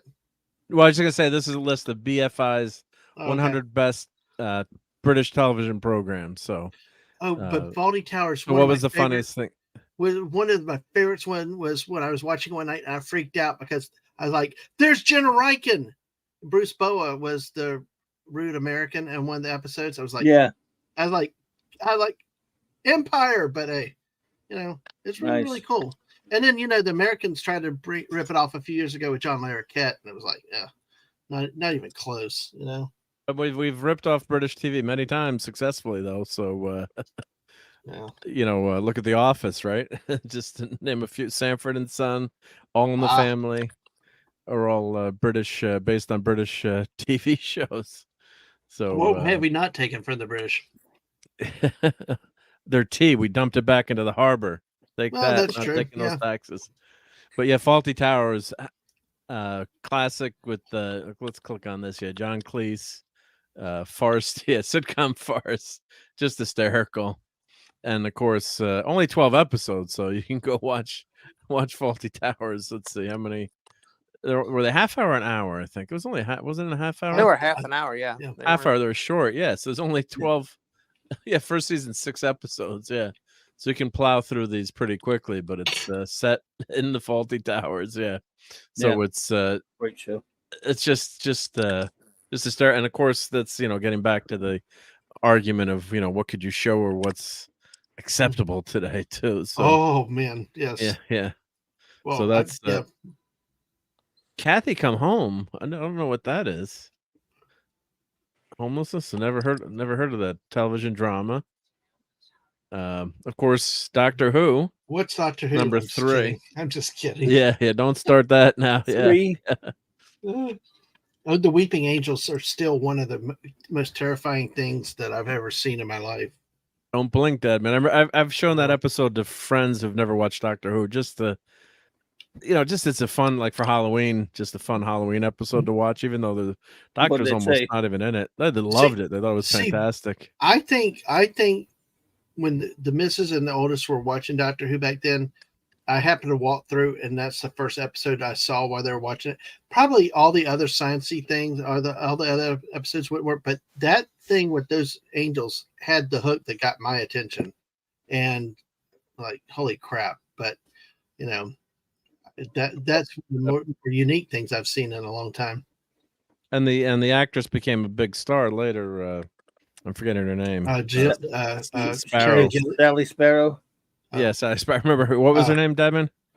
Karen Gillian. Is that the one with the? No, that's okay. I was thinking the redhead with the other guy too. The character's name was Sally Sparrow, but I don't know what the actress's name. But she became famous later on. Yeah, Naked Superman showed that. But yeah, well, I went with the redhead. In doubt, I went with the redhead. So. Yeah, that was and then it was the first episode she was playing the police and wearing the police outfit as the that I got a lot of motors running, shall we say? Yeah. Yes. And of course, Karen Gilliam, she became went on to be. She's still a huge star now too. In of course, in Guardians of the Galaxy, the Marvel Universe, and What was the movie with the Juma- rock? Jumanji, the Jumanji Jumanji, movie. yep. Yeah. Yep. Of course, Blue Peter, children's television program. Boys from Black Stuff. I do not know that. 5 episodes. Some of these I don't know. Of course, Bridesheads Revisited. Of course, there we go. That's classic TV. Yep. I Claudius. What is this list again? It's just, This is top 100 British TV shows, but I don't know. Dad's Army. I've heard this is fantastic. Yeah, lot of, that's really retro good. was stuff. It's like the home front during World War II. Yeah. Haven't watched that. I Claudius, I've heard about that, but some I'm of these I surprised haven't heard of. Alu's not up in there up that high. Which one? Alu. Hello? Yeah. Hello. Yeah, I see Blackadder in there. So Of course, Blackadder's here, number 16. Black Of course, some of these ledges, unless Clobberin Times does the list, it's really not a True. good list usually. But Oh, yeah. No question about it. Edge of Darkness. I'm trying to see what Wrong Trousers. Wallace and Gromit. oh, Wallace and Gromit. Gromit. I know that was one of the Yeah. missus's favorite with the Wallace and Gromit. So Yep. Singing Detective. Pennies from Heaven. Jewel in the Crown. Who Wants to Be? Wait, that's the Regis Philbin show. Who Wants to Be a Millionaire? Oh wait, the Brits created that too. I'm just kidding. Yeah. Yeah, there's The Jewel- another Jewel- another show. I think the missus just picked the Jewel and the Crown up at some of our Goodwill stores recently in the last few months. Shop, yeah. It's, I don't know. I'm not recognizing a lot of this TV here. Well, I guess No, some I'm of these not. are single dramas here. Old Grey Whistle Test, of course, is a phenomenal TV show that had all the famous bands on. So Led Zeppelin was on, Jethro Tull was on, The Who. Well, you name it. I mean, we're on the old way. It's kind of like Night Train or Dick Clark's. What was the show in the afternoon with all the kids? American Bandstand. No, that was American Saturday. Bandstand, That was yeah, Saturday. yeah. Sorry. That was Yeah. Saturday. Yeah, but that's the equivalent of the British version. Yeah, the Beatles were on there. Let's see, University Channel. I'm not recognizing a lot of these. If you guys recognize something that you, I saw You Scumbag know. University on University Challenge. The what? They lost. Scumbag University. I've never heard of that. Yep. Scumbag University was the university that the Young Ones was on. And Young Ones. when Okay, yeah. and when they went to University Challenge, they played against like Hugh Laurie and yeah. Yeah. So this is Steptoe and Son, is Sanford and Son. Pretty much. This was adapted from, yeah. Yeah, yeah. Only All in Fools the and Family Horses. All in the Family was adapted from another show. Yeah, I don't remember the name of the show. Yeah, Nuts and Man. Minimus was Eureka Tellus. I always forget it. Oh, and hey, Larry's Larry- here. Hail to Larry. Hey. Larry. Of course, the Avengers. I thought Stan Lee created the Avengers. They created him. Tinker Tailor Soldier Spy, and of course, there's that. The movie came out years later. This had Alec Guinness, and that's a classic. Forsyth Saga. That's very famous. Let's see. Haven't seen The Prisoner yet. Interesting. No, yeah, what's the Prisoner? Live Aid. Invalid I guess, but invalid list. So Thunderbirds. So we finally got the Why would you Thunderbirds. put Live Thunderbirds Aid like on a list like this? I know that's a one-off event, right? Why would that be on the list? I don't know. Thunderbirds Yeah. are good. Yeah, Roll this them. and the anniversary of the Thunderbirds recently. Let's see, Talking Heads. That's great music group. No, just kidding. Yep, Ready Steady Go. Pop music program. Yeah, a lot of these I'm not recognizing. Civilization. Quartermass in the Pit. That's another fantastic sci-fi series. Yep. And Between the Lines. Let's see what we read. Yeah, whenever you have these lists where they put shows on them, it's you can always debate, or at least they they list different things. So here we go. This is what launched Netflix into production, was House of Cards, which is of course more British TV, right? So that was redone with Hugh Shall Not Be Named, and that was Netflix's first foray that was very successful into its own private show. They did a show with was it the guy from the E Street Band, Van Zandt? Stevie Van Zandt. It was a Stevie Van Zandt, and he was a mobster in Norway. I'm trying to get, but that one did okay, but then the House of Cards became a huge hit for Netflix. And This Is Your Life, of course, was adapted here. The Tube, Till Death Do Us Part. Heard of that. Let's see. Yeah. Oh, Teletubbies. Of course. Thank you to the Yes, Teletubbies. That should be number one. It should be number one. Spitting image. Yeah. What's still those better are those than most weird American puppets. television? Right? Pride Splitting and images of Prejudice. those weird puppets, right? That had human hands. Yeah, Which one? puppet show. Yeah. That was a weird show. No Whoops the Apocalypse or Heil Honey I'm Home. That's ridiculous. Oh, don't Right, good mention point. that. Yeah. Oh yeah, To Death Do Us Part. Yeah, it was that was the All in the Family. Thank you, Geek and I. That was the opening family. So that was seven series, 54 episodes, 16 are missing. So long, with BBC, Doctor Who is as upset as fans are that there's missing episodes of Doctor Who. They do have pretty good percentage of the early series, and they have all the audio thanks to fans that actually recorded the audio. So at least they have that. So, but a lot of just some whole British BBC series were just wholesale erased and wiped out. So no one's gonna want to watch these someday again. So yeah, it's very sad that those are lost for good. So here's an article. 100 best British comedies. Let's see. The Launch, Blackadder 2, Faulty Towers 3, The Good Life 4, Yes Minister 5, One Foot in the Grave, Porridge, Only Fools and Horses, Open All Hours. Yeah, some Dad's Army, which we talked about before. Yep. Yeah. But yeah, so Blackadder's been pretty darn funny. Oh, and here we go. So yeah, and Man About the House has turned into Three's Company. Yeah. Yeah, that was another one. That made it. I got there to are plenty of them that didn't line. make it. They Right. weren't successful adaptations of American, British shows, but then there's some that did. So Yeah. But I always got to clip that line from Mr. Furler because Jack on the is the chef, and like what are you having? What are you making tonight? And it's like and Jack says filet mignon and escargots, and Mr. Furler's like, I'll have some of that them there filet mignons and escargots, escargots, yeah. Oh, Mr. Furley, he was great, yeah. So and then let's check out what they have for 100 greatest TV series. Is this just British? Let's see here.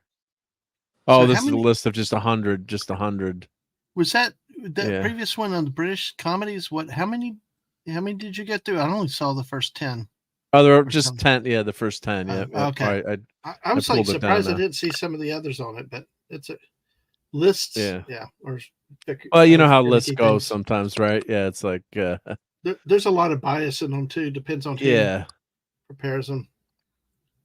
Yeah, and like I said, unless Clobber Times does the list, then it's Oh yeah. not a valid list, right?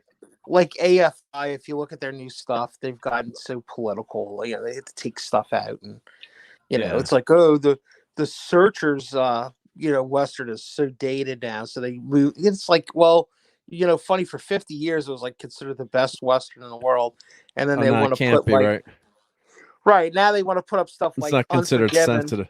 before it, right? And you're like, well, that's kind of not even a Western, but okay, whatever. I guess because I mean, I love Unforgiven, but not Yeah, but it's dude, not it's- above the it's- Searchers. It's like It's more like of a Platoon character. with It's a right. character deconstruction, as Clobberin Times has Yeah. said. Yeah, of the Right. Western versus, and then it turns into a Western for the last 30 seconds Right. when you finally get to see Clint Eastwood as the man with no name again, William Money, and Look, all and I know and is this. I grew up with a man who the only books he ever read were written by Zane Grey. Okay. This guy was a Western fanatic. My old man hated Unforgiven and he loved Clint Eastwood, but he oh yeah, hated that.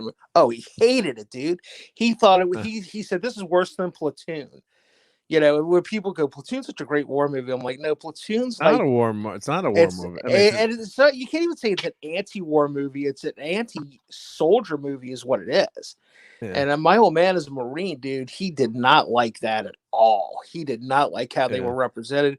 And he goes, maybe that's what stupid Oliver Stone was doing in Vietnam, but Yeah. Marines weren't doing that. He's like, you didn't have time for that nonsense, you know? And he did not. He did. And my dad was a real John Wayne guy, too. He liked Clint Eastwood a lot. He liked Eastwood a lot.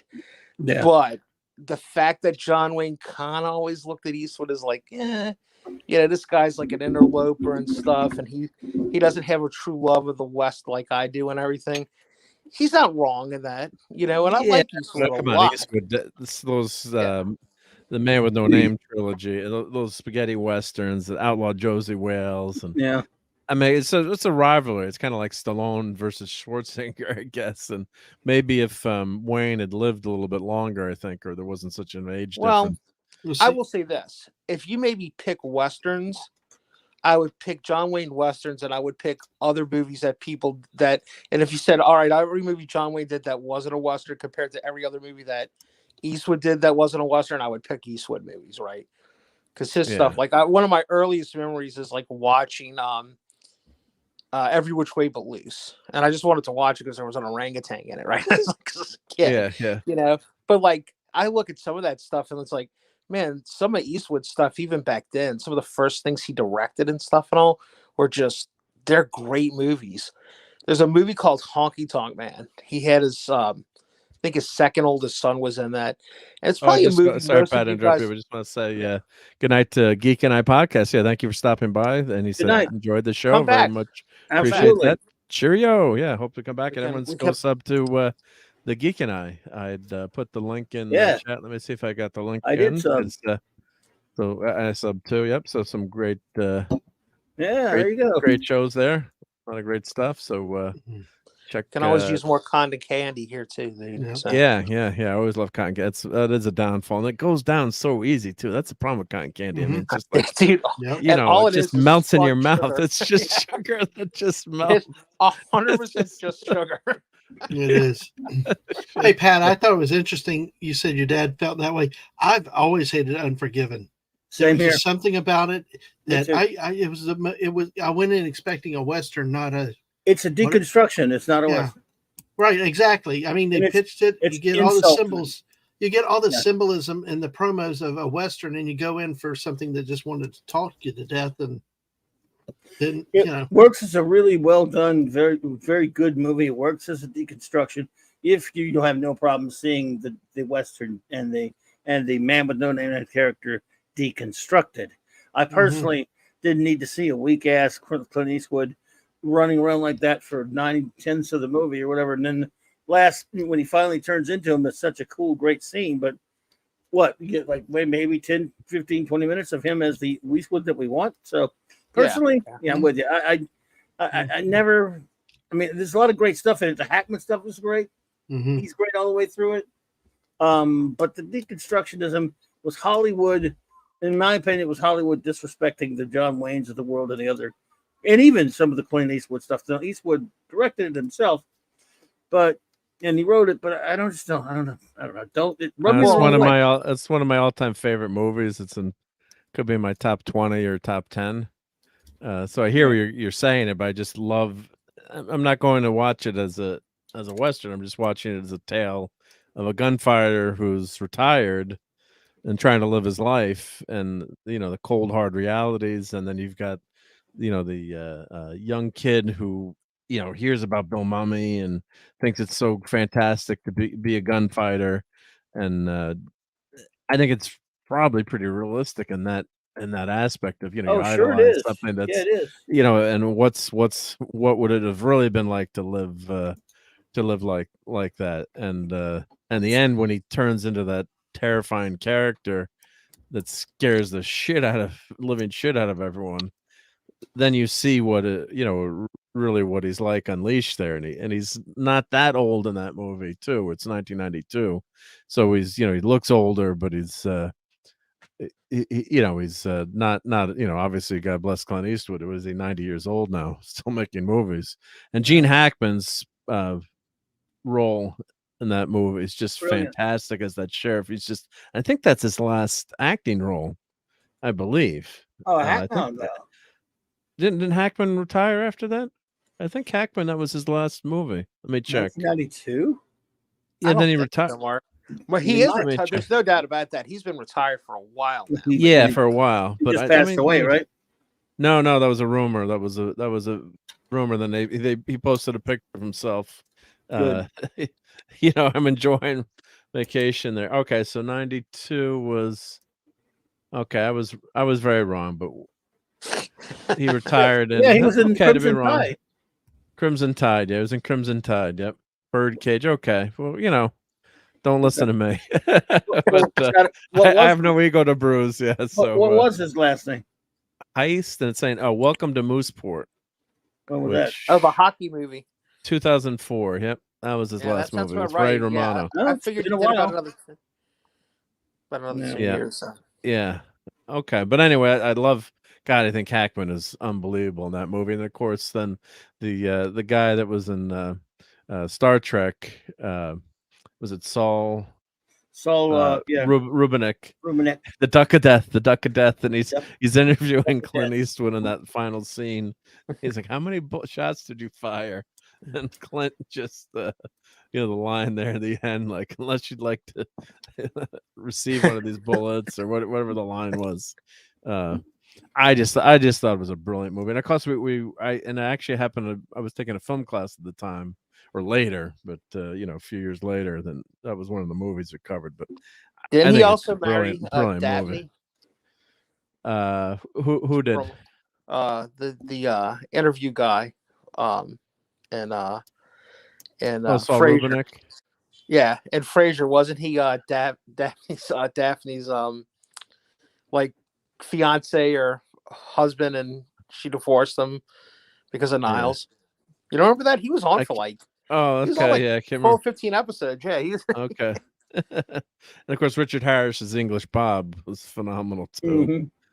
So, but I hear people where they say, yeah, it isn't a Western per se. It just happened to be set in a Western town. Of course, the way it opens with, how the lady of the evening is making fun of the guy for having a small cucumber, and and gets attacked. So, it's a good setup, and I think it makes sense. And of course, you can imagine how the hardships of living back in that time period. So, but it's one of my favorites. But I hear what people.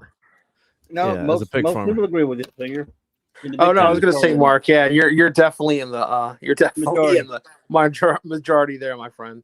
There's no doubt about it. But if you go back and you read some of the things that was written about it, was like, yeah, this is going to lay the Western to rest, and this is there doesn't need to be another Western made again after that, and that's where you're kind of like, I was like, man, that's really a crummy way to put it, but and that's why I think Clobby said that the Hollywood has long since lost its love for the Western. Long since, just too American form. It really is. It just, you couldn't make Tombstone today if you paid for it yourself. Courtney's here. Courtney. Let me add Courtney. Yep. Hey, Courtney. How's it going? I don't have headphones, so I just wanted to say hi. Okay. Yep. The metal show now, and I'm going to get headphones on, and I'll join you guys in a minute. Okay. Yep. Cool. See you soon. Yep. Take care. Courtney. I better get out of here before I get you guys sick. I'm not even wearing a mask. Yeah, weren't you leaving like an hour ago, Pat? I mean, yeah, no, that's why I don't stop. This is why Steve can't get on when he's got his kid at the house, dude. This thing just draws you in, man. And of course, like the second I pop on, it's like, oh wow, Blackadder the Fourth's on here. Maybe I could talk about this for a minute. Because I was really just gonna call. I was just really gonna come on. I just wanted everybody to like be real sympathetic towards me and be like, "Oh, Pat, eat some soup, feel better. If you don't show up at Monday night, Mark's Comics, it's okay. You're not feeling well." The problem is, I like everybody at Mark's Comics. It's not even the host. It's like the people in the chat. It's like all my buddies. If I need to find. If I need to find D-Bud Martin or Hungry or somebody, that dude, I know right where to go.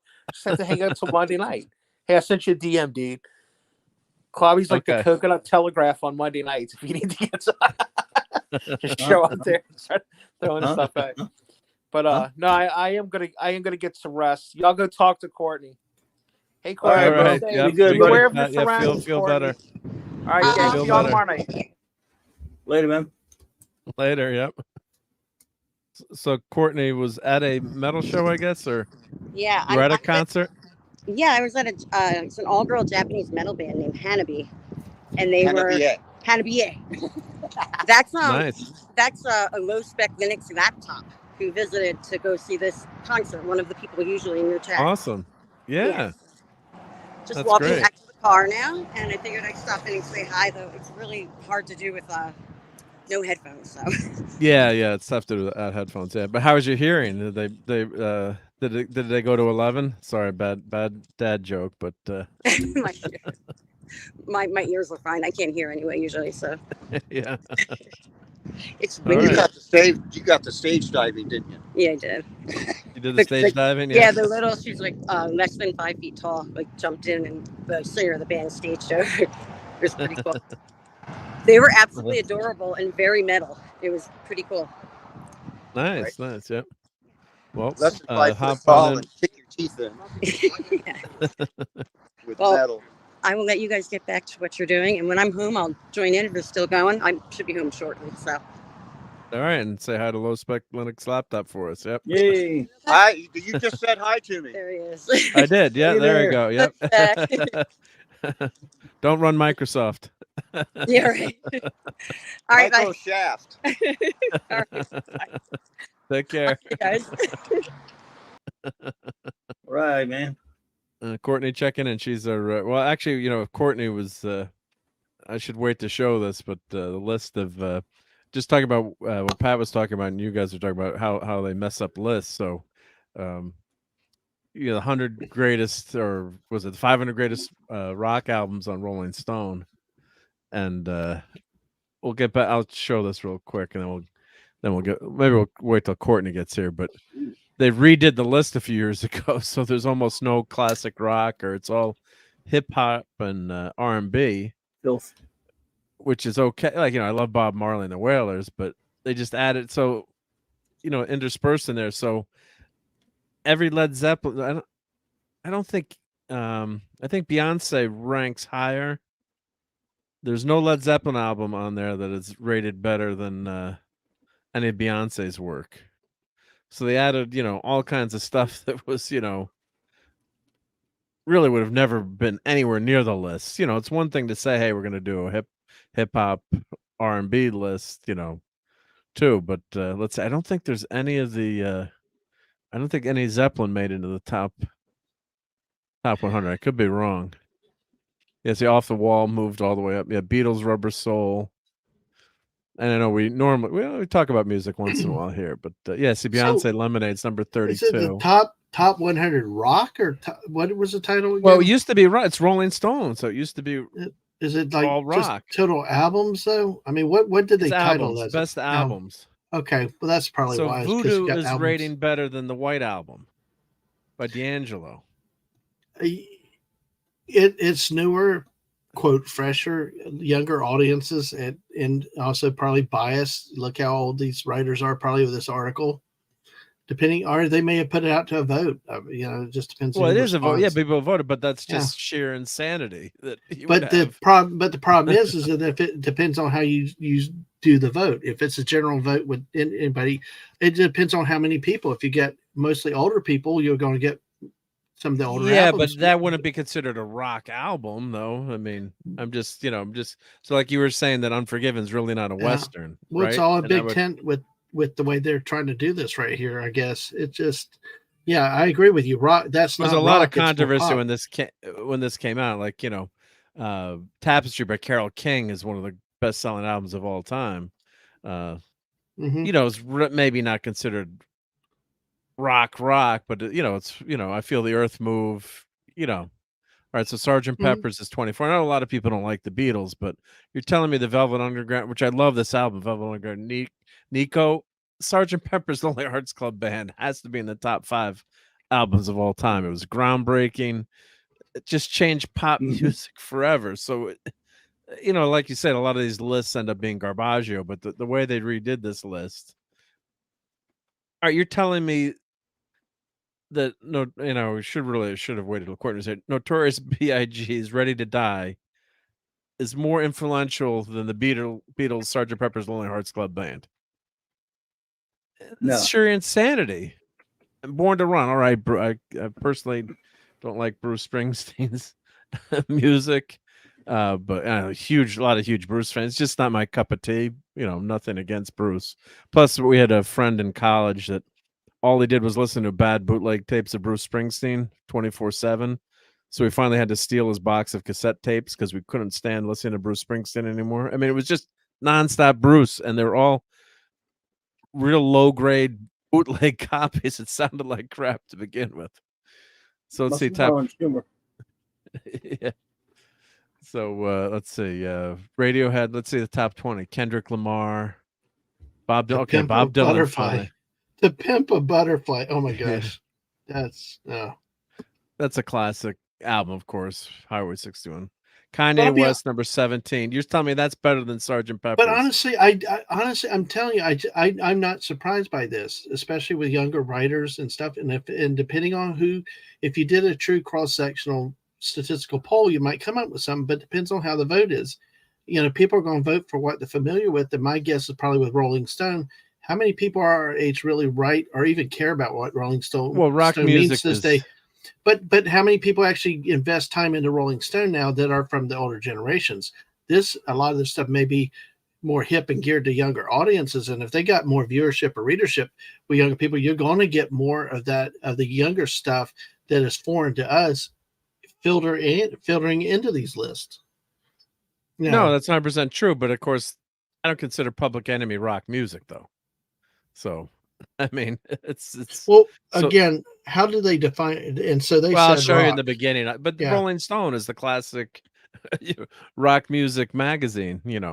Was now they've moved into, rock music has tumbled off. It's a circus. It's a big tent circus. Yeah, but it's like the Rock and Roll Hall of Fame has got Dolly Parton in it, which is just insidious. So, love Dolly Parton, but she doesn't belong in the Rock and Roll Hall of Fame. Like Aretha Franklin, another loved a man like you, number 13, more influential than Sgt. Pepper's. Thriller, okay. Thriller's only 12 though. That's on 12, right? The It's Beatles only Revolver. 12. Yeah. Like they got the top. Revolver is a phenomenal album, I have to say. It is fantastic. So, Miseducation of Lauryn Hill is better than Revolver. Lauryn Hill, Jesus Christ. So this is the top 10. I'm getting everyone's blood pressure up. Oh boy.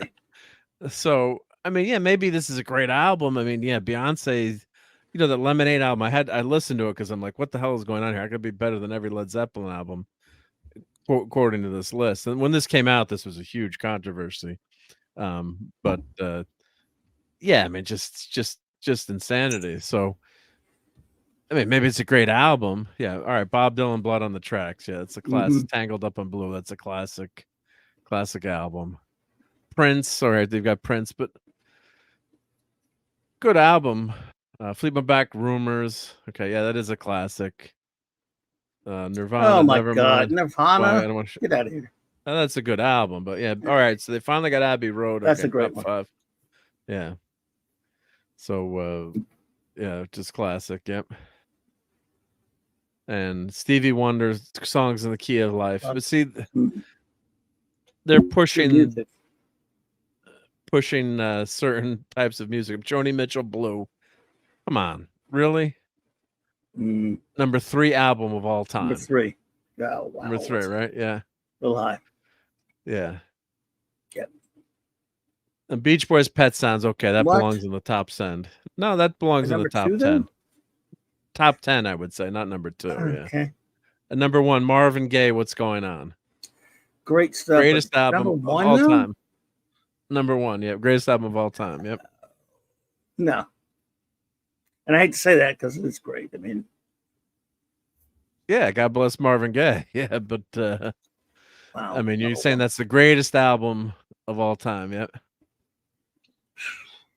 Yeah. Well, that's why I don't put my faith in stuff like Rolling Stone. Well, lists are, it's exactly, because it's one thing when one guy makes a list, and it's just his opinion, but Rolling Stone will do this. It's, I don't know. They're both here's what published in 2003 with a slight update in 2012. I wouldn't call that a slight update. Yeah. Well, this is 2020. Yeah. So Rolling Stone's list of the 500 greatest albums of all time was originally published in 2003 with a slight update in 2012. There wasn't much of a change. Over the years, it's been the most widely read and argued over feature in the history of the magazine. Last year, it got over 63 million views on the site. But no list is definitive. Tastes change, new genres emerge, the history of music keeps being rewritten. So we decided to remake our greatest albums list from scratch. To do so, we received a tabulated top 50 album lists from more than 300 artists, producers, critics, and music industry figures, from radio programmers to label heads like Atlantic Records. The electorate includes Beyonce, Taylor Swift, Billie Eilish, rising artists like her, Tara Wack, Leslie Jordan of Snail Mail, as well as veteran musicians such as Adam Clayton and The Edge of U2, Wu-Tang Clan, Gene Simmons, and Stevie Nicks. When we first did the list in 2003, people were talking about the death of the album, which is true, yeah, especially the album release is more relevant than ever. As in 2003, we allowed votes for compilations and greatest hits albums, mainly because a well-made compilation can be just as coherent and significant as an LP, because compilations help shape the music industry, because many hugely important artists recorded their best work before the album had arrived as a prominent format. Of course, it could still be argued that embarking on a project like this is increasingly difficult in the era of streaming and fragmented taste. That was part of what made rebooting the Rolling Stone 500 fascinating and fun. 86 of the albums on the list are from this century, and 154 are new additions that weren't on the 2003 or 2012 versions. The classics are still classics, but the canon keeps getting bigger, and better, and crappier. So, yeah, so there's no Led Zeppelin albums in the top 50 albums of all time. Yeah.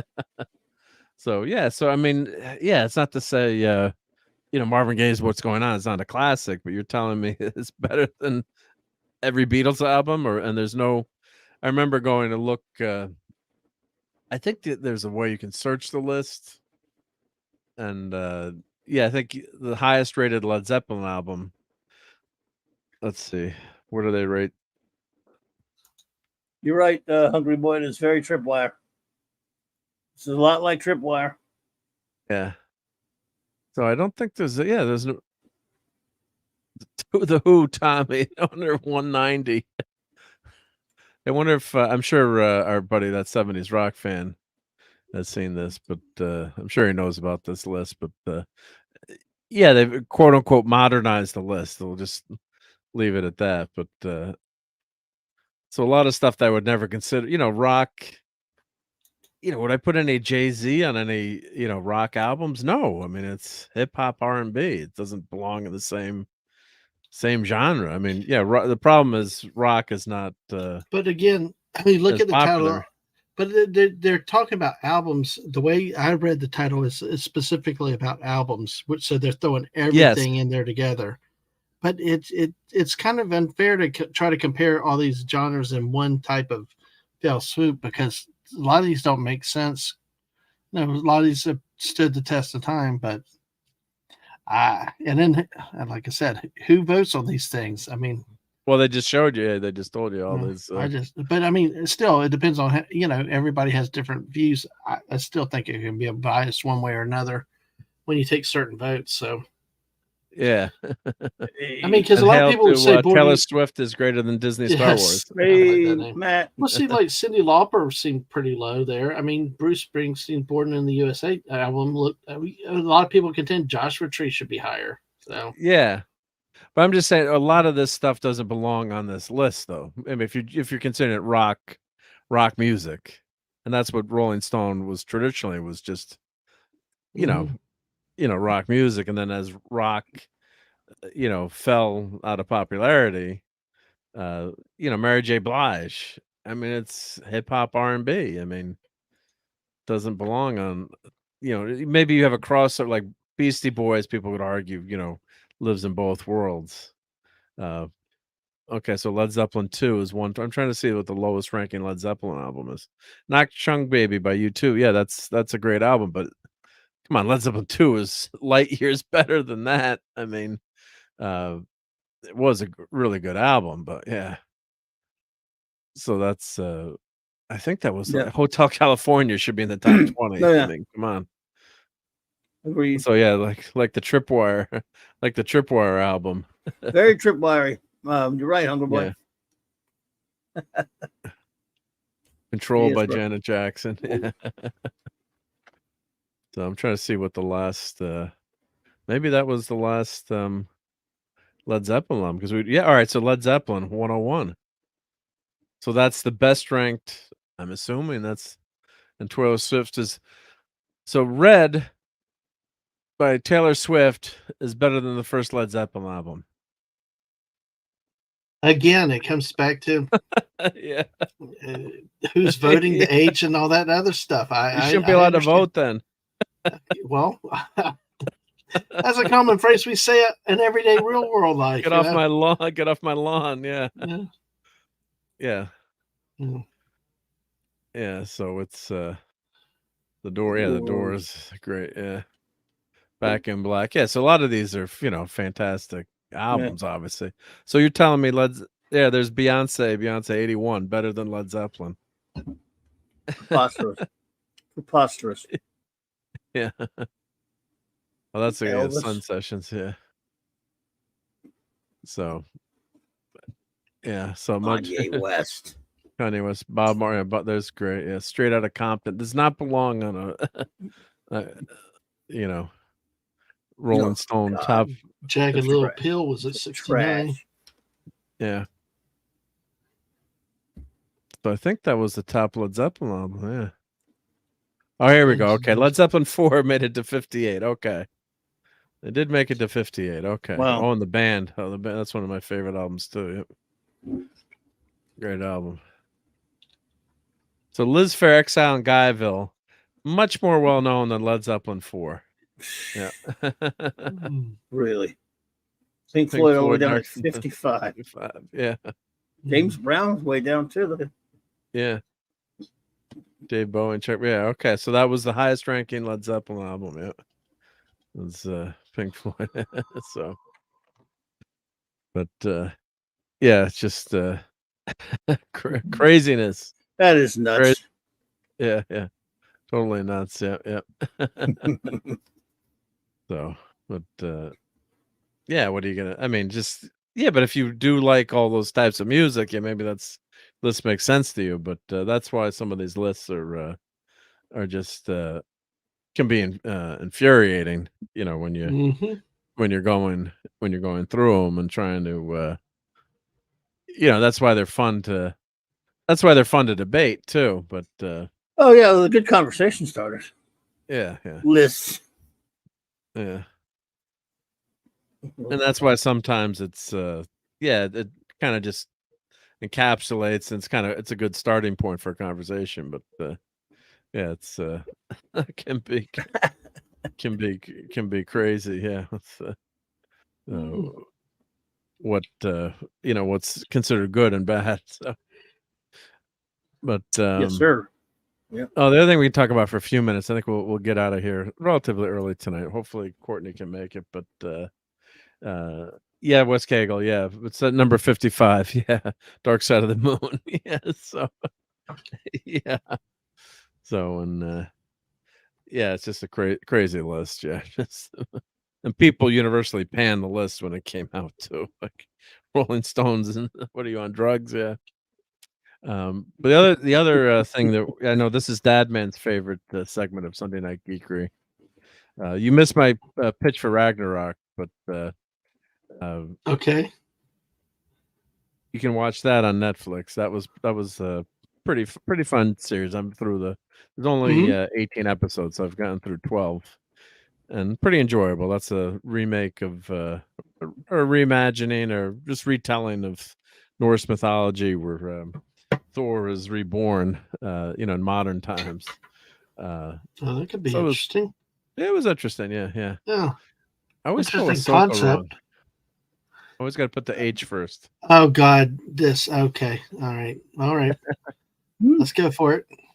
Let's go for it. So I finally did watch. I thought you were going to talk about clams. No, we could. No, we don't want to do that to everyone tonight, right? No, I just thought you, when you talked about favorite parts. That's all. But yeah. So I did finally watch the last episode of Ahsoka, or the last episode that was out, and I did watch an episode of Rebels. Yeah, the latest one. So episode 7, and when you get to see Thrawn in all his glory. So this Hera I do like I think Hera is probably the character I probably think is was so far the closest to Rebels and I finished my 6th episode of Rebels tonight. So when now what is it? Which one? Now was it? Where they're under Bridger was undercover as they're training on a to become part of the Empire as a. Oh yeah, that was pretty good. Yeah, and that was a pretty good episode. Yeah, so he's he's using the Force a little bit, and they're stealing stuff, and they're working as spies, and so it's definitely geared towards a younger audience. But Hera, I think, is pretty well done on the show. I have to say, she's the adult in the room. Which in the Rebels or in this series? In this show, out of all of them, I guess she's probably. Yeah. Well, one thing with the problem with the picture is Ahsoka's kind of grinning right there. That's the first problem. She doesn't grin or smile in this whole series until the very last bit of the latest episode. Yeah. But Hera, though, I know a lot of people complain about whether it's the actress or the writing. It's just she seems. I've heard a lot of the opinion opposite. They've not liked Hera. Just seems very, very. I don't know. Just. She's a little snarky in that scene with the courtroom or the court martial. Right. A lot of her whole presence. You sit there. I'm a general. I mean, throughout different episodes, and it's like, okay, Well, maybe nice, I'm a sucker for green ladies. Maybe. Hey, Twilights are very stimulating characters in the Star Wars universe. But I didn't think the courtroom scene was that bad. I mean, that was, it's why not have Leia, save the day in a certain way, because it's set where this is after, the Empire has fallen, and it's, showing how the Empire, I guess, or remnants Empire come into play again. So I didn't mind the courtroom scene that much in 3PO there. I know that's member-berry stuff or callback one of the stuff. Complaints I heard was like maybe using R2D2 instead of 3PO, because R2 was the one she sent in Star Wars, on the ship. She trusted him with the plans, not 3PO. 3PO was more of a Anakin's droid. Yeah. R2 was her little mission guy, and why not have R2 in there to deliver a message from her in person instead of this third-hand account with a protocol droid? Now they probably didn't need to do it that way. They could have just sent the message. And then Brian here says, I don't care if the characterization of Hera, I just doesn't work for me as someone who loved Rebels on a whole. I've only been through 6 episodes, so my Rebels knowledge is very limited, but sure.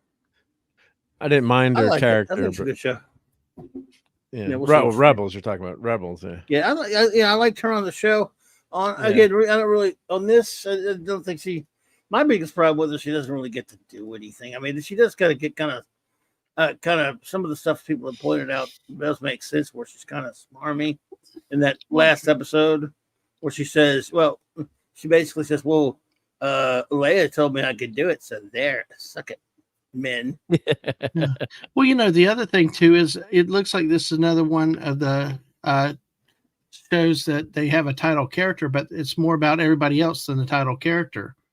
This last episode was so much more Ezra and Sabine than it was ever Ahsoka in it. I mean, she pops up at certain moments, but I mean, really, the whole series has seemed like it's more about it's almost Sabine show.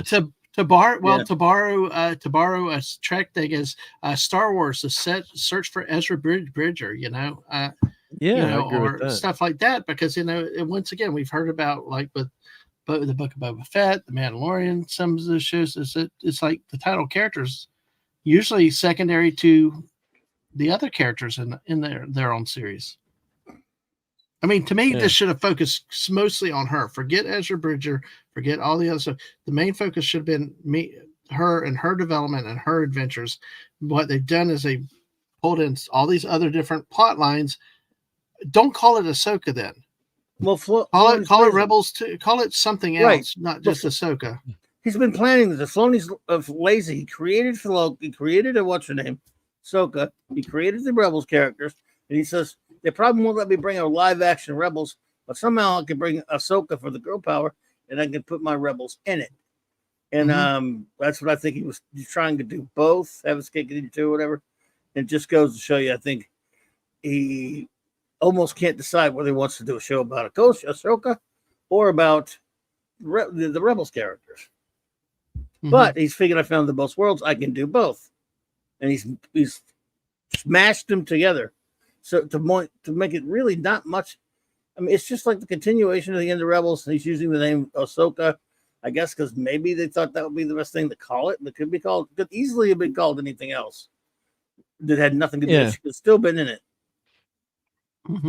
Mainly, the episode I just watched tonight was Breaking Ranks. Ezra goes undercover at Imperial Academy cadet. They'll foil a shipment of kyber crystals, and Hera had a really cool scene in the Ghost where she's got to destroy the ship, and then what's the smaller ship? The shuttlecraft. They've got to dock and get away. What's the little mini ship that gets launched out of Phantom? The Ghost? So that has to dock at the last second. So it was a very Star Wars scene. Everything's blowing up in the end, and but she's got a great part in that, and she's trying to destroy the ship. But there's no joy in this series so far. It's so dark and depressing.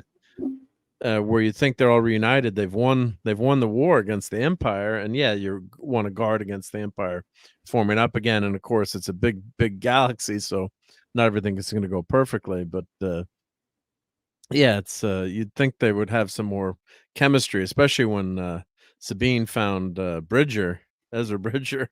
It's like they don't walk up and take. They got to be snarky for 30 seconds before they can actually. Maybe that's more close to the characters again, because I've not having watched much of Rebels. But I don't know if I haven't seen a buddy in 10 years or whatever, and they're lost in another, especially if they're lost in another galaxy and have to travel by space whale to see them. I'm going to be a little bit more excited. Oh man, that's a great one. I didn't think the episode was as bad as. I was expecting total horrendous, horrible. Maybe that's part of the opposite of when someone builds up an episode 2 where, saying The Princess Bride is the greatest movie of all time. And if Raquel's listening, she couldn't finish watching it, which is okay too. But the quote Mandalorian from the other night is like, there's a bunch of meh in this series. There's nothing that you're like, oh, wow, that was like, could you name one part that was super cool in these 7 episodes? Almost 7 hours of Star Wars that we're getting that are, longer than the whole original trilogy. Maybe if you combine them all the running time together, is there one moment that you could name in this that you would say like, oh my God, that was just so cool. That was wild. It blew me away. Anything? No, I mean, no. I Bueller.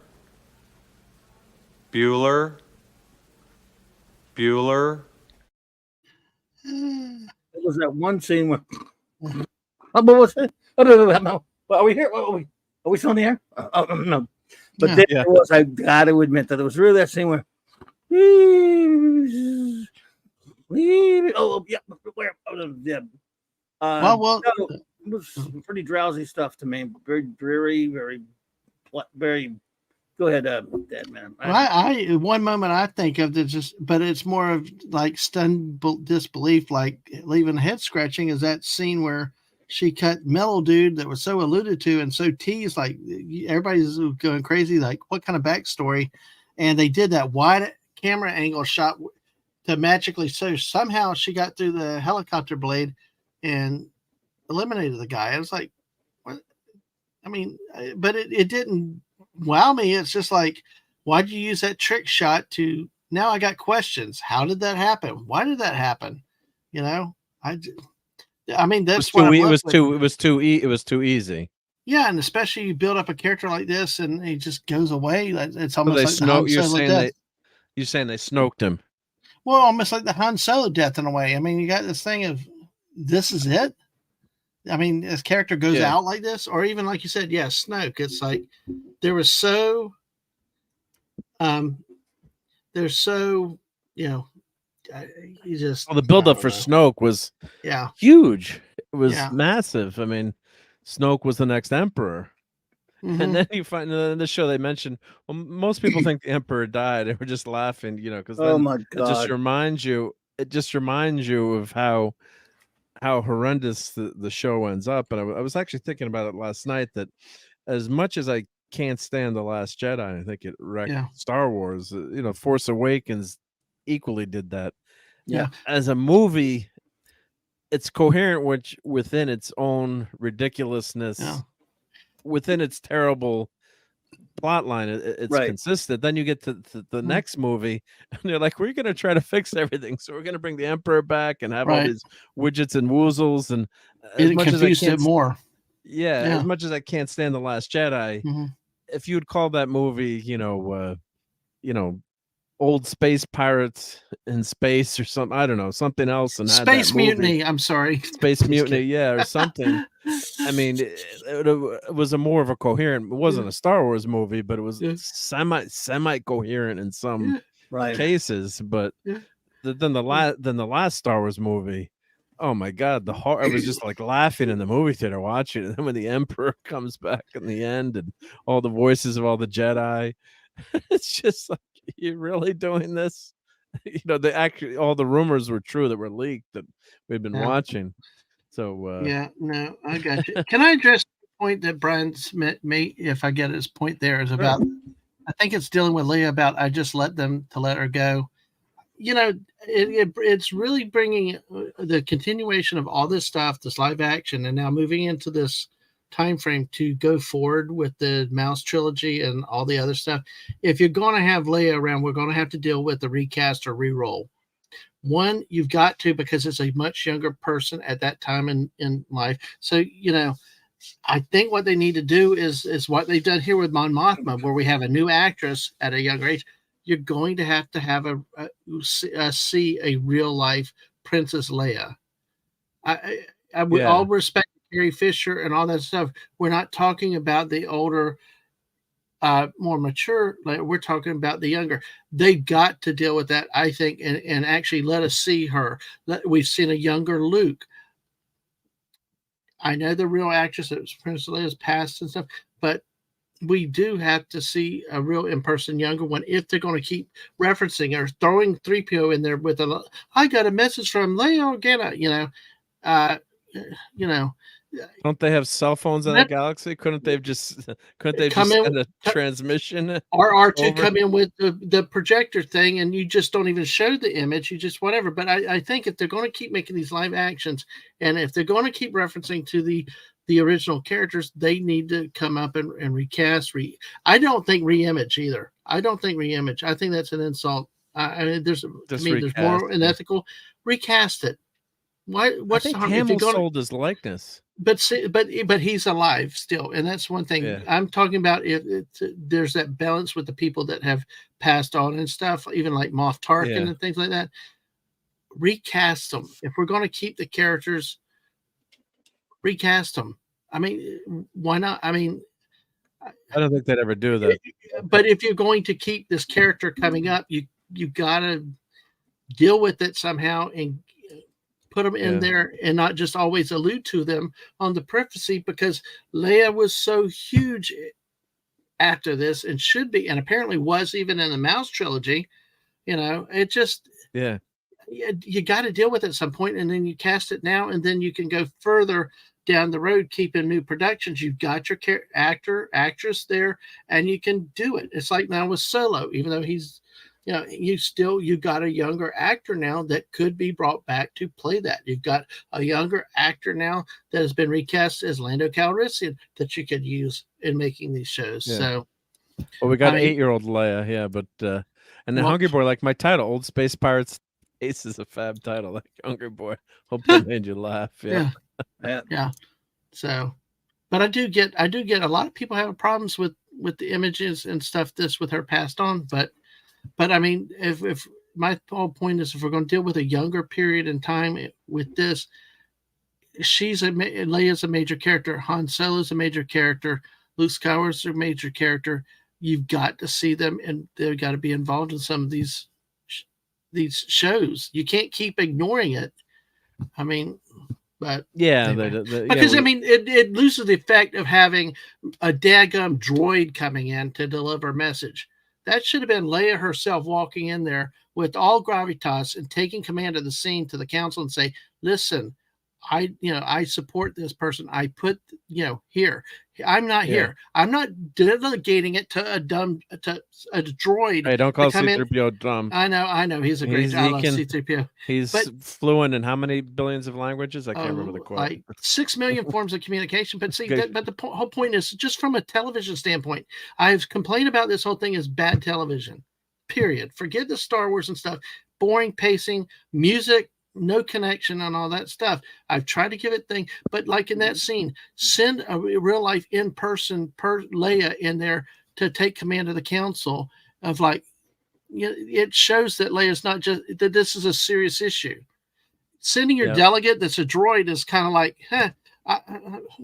it's not important, but I'm too busy. Or you would have a clandestine, you have military communications that are encrypted, obviously, that you could. I mean, why send the droid? I mean, to begin with, it's a third-hand communication. It'd be like me. It'd be like me telling Claudia a message to deliver to you. Well, he had the memory chip. He had the memory chip or something that he gave. He handed over, but there's no need to do that. But I'm talking about it. I'm talking about from delivering a serious point. If we take this as serious drama right here, this general's up to be court-martial. All this stuff, all these people around.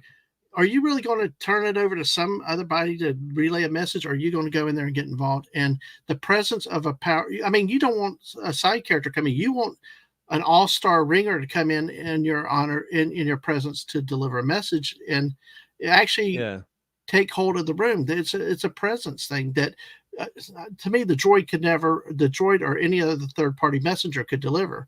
It needed to be a Leia coming in, walking. That would have shown a seriousness to the attention that Leia really cared about enough to go in there, show it. It would actually should affect the council members of like, oh crap, now we're messing with the most powerful person in the government, or one of the most important people. But as it was just delegated to basically you get a recording or third-hand transcript, which in most cases are inadmissible in court and everything else anyway. So anyway. At least that's the way to think about it. The scene wasn't. I didn't think the scene was horrendous, but I thought that I agree with what you're saying. That you didn't need 3PO there, but it was the show's going to do that to give. Hey, look, we can get 3PO on, and we can't get Leia on again. And you're probably right. They should have done Leia. I don't know if they have what the rights of the character are. We did have her CGI'd in. They managed to. They bought the property. I mean. Why can't? Well, I know Mark. I'm pretty sure that they own Mark Hamill's likeness. Right, but you don't have to use. Why do you? I don't know about the legals of why do you have to use it as a Carrie Fisher clone? Why can you not go with a new actress and truly recast it? Because if the series, people might get really angry at that, kind of like. But if you're going to keep going, Kirk, but you've got to at some point, especially I'm talking about age-wise. You're talking about them at an earlier period in time. why not? If you're going to keep bringing these characters up, you need to recast them and go with real life people. We recast roles all the time. Look at how many things in series and all over regular television. You've got your, I know Doctor Who's a little bit different because they're technically different moving on, but regeneration. But still, how many times have we seen? And I'm drawing a blank, but we see a new series run again, and well, guess what? It's not the same actor because they're 20 years older. We go back to they recast it because they're trying to portray a period in time.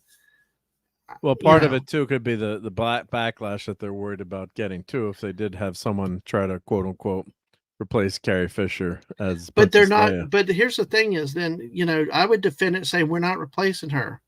If you want Star Wars going forward, we're trying to get an actress to play this character at the right time and age. Yep. It would be more ethical to do it that way than to try to quote de-age and everything else. Like I said, it's when did they have where did they have the CGI Leia? Was that in Rogue One? Rogue One, right? Rogue One. They also had alive. She was still alive then, and they made her younger. And then the next movie, and she looked horrible on that. Hopefully, someday they'll but don't forget CGI. they also CGI'd Grand Moff Tarkin. And that was did not look good either. But see, I will tell you, I had that argument with somebody else. But you had to have Grand Moff Tarkin in that movie at that point. You had to have him in command of the Death Star. Someone that kind of looked like him, maybe. There you go. That's the question. That's the debate. Exactly. Yeah. But you had to have Peter the Cushing, character. God bless the soul. You had to, but you had to have. You couldn't have some other person or the director Krennic to run the Death Star. But when he starts shooting and everything and testing it had to be Moff Tarkin. That goes. And question. And was she in the last Star Wars movie too? Did they have a CGI Leia for one? Or they know they used some of the footage. They tried to some of the training footage, but I think she was CGI. Maybe in that when they have the Jedi training footage, or maybe she was de-aged, maybe. But I guess what limited footage they had, they tried to shoehorn into that last. Which again gets to the point of maybe you should have redone the movie and had Luke Skywalker survive instead. But they could have retconned that too. They could have just said that Luke, use the Schwartz in some way to transport himself to another reality. I think based on the time frame, it could have worked where you actually have not had Leia Poppins and had her die in space with Agbar, who got a crappy death off screen, and then instead of this thing of Luke overused himself and died in the fire, it's like keep Luke around, have him come out bigger, stronger than ever, really being a Jedi Grandmaster, being with Rey to do whatever they needed to do. But anyway, it's water under the bridge now. They went their path, and Yeah, no, it's just another thing too is unfortunately we're getting not good Star Wars here too. So, if you were getting fantastic series where you'd say, "Oh, this is just blowing me out of the water. This is great," A, it's not doing that, and B, we even though you have that horrible future to look forward to. Like, I enjoy The Mandalorian, some of the episodes, and I just try to shut out what's going to happen in the future in my mind. And of course, you have that great, second season finale with Luke. You finally get to see a kick-ass Luke. That's one of the things I love about Return of the Jedi is that opening first 20 minutes where you fight. Luke is at the height of his powers, and don't mess with him. And you finally see a Jedi, and that's why I love the Phantom Menace. That opening of the Phantom Menace with those Jedi lightsaber battles, and they're using their powers, and they're fighting the battle droids and droidkas. It's phenomenal stuff. I mean, it's just really, really good. And of course, Ray Park, your favorite character, Darth Maul, just teasing, but no, he's phenomenal in Phantom Menace. Oh yeah, I mean, absolutely. The problem was they should have had that movie should have been more about Darth Maul and the Emperor, and very light on the the Jake's on Jake and or Anakin as a young the actor's name was Jake. But, it would have been better if they had like you more said mystery. With that, had they explored the rise of the Sith more in that movie, make it and then more just about cut that. cut a little bit back to Anakin's upbringing, Yeah. but you don't need Not that like a pod little race. more mystery. Yeah. I personally, the pod race always bored the heck out of me. I did Oh not. God, I it love the just- pod race. I know you do, and I can see why it's Oh, exciting, but it pod just race is seemed so like a good. big.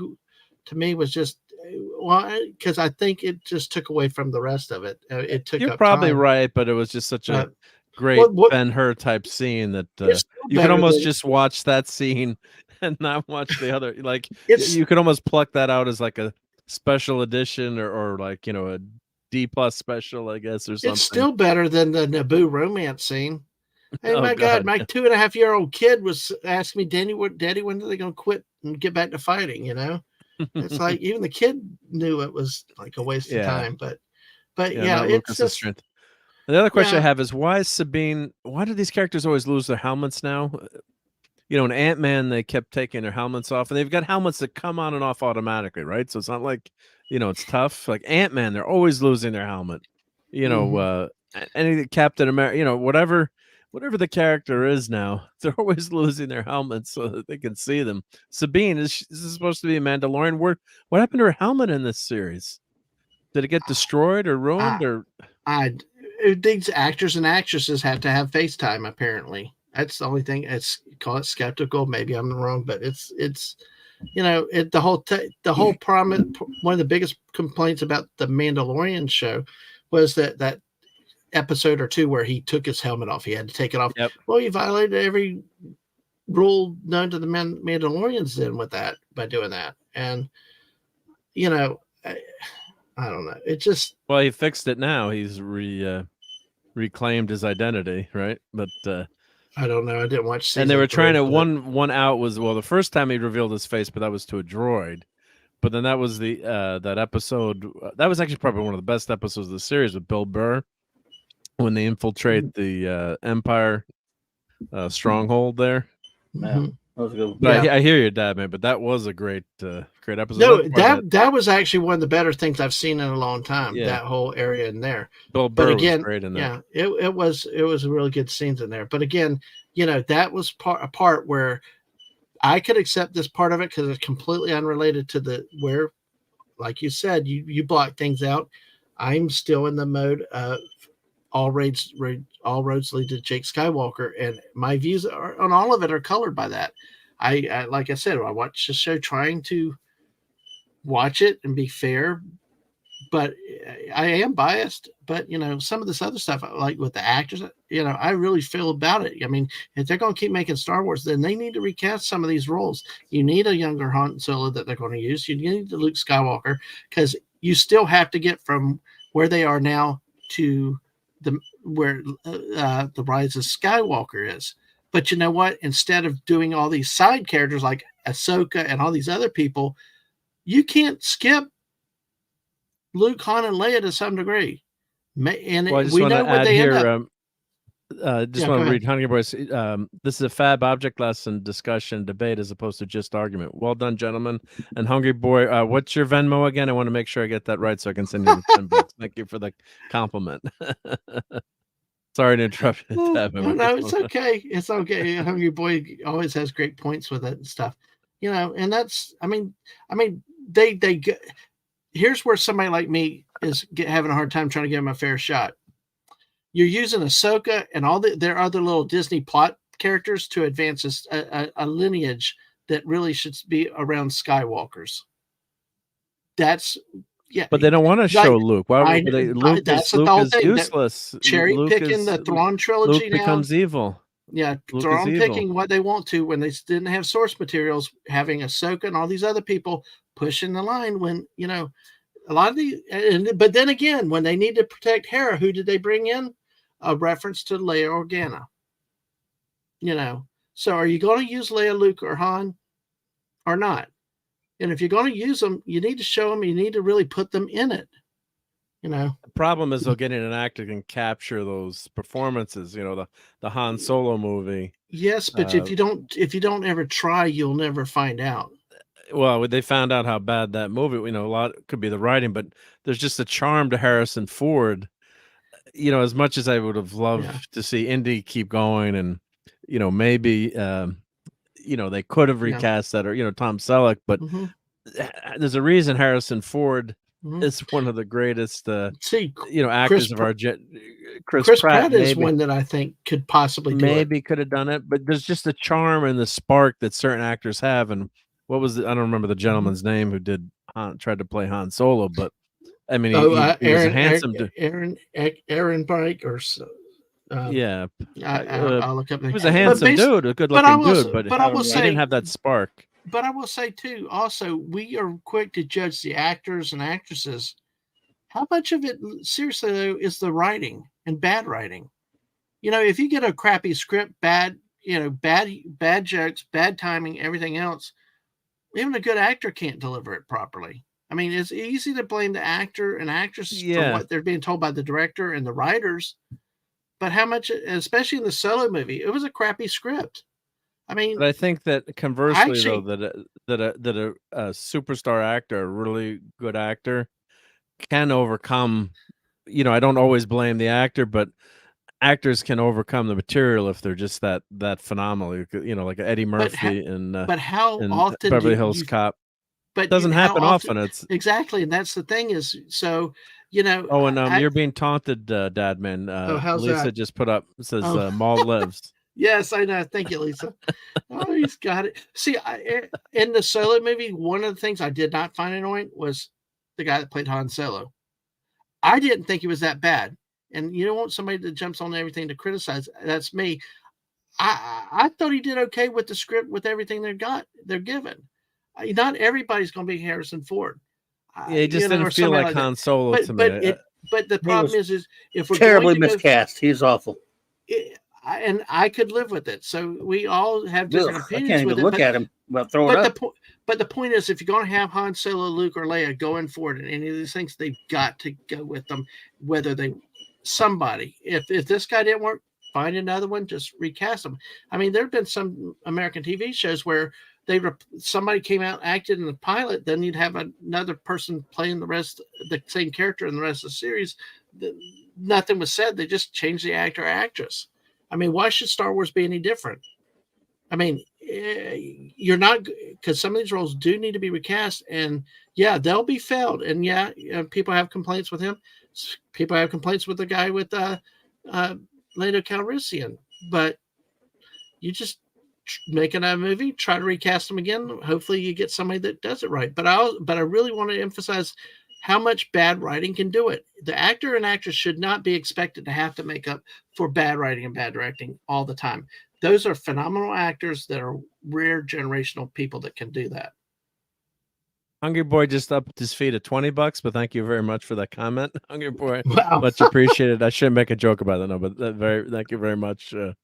Shout out to Hungry Boy, and thank you everyone who's hanging out in the chat with us on Sunday night, and could have been watching the Jets lose, or actually watching Taylor Swift in the stands.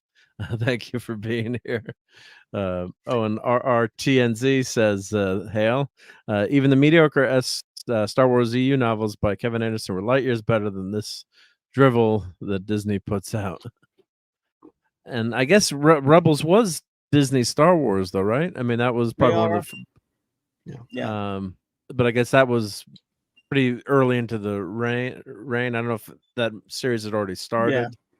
It was first. It started as Disney. It started Disney, right? Before the dark times, or the reign. Yeah, I always say before BD before Disney. Yeah, BD. Yep. Yeah.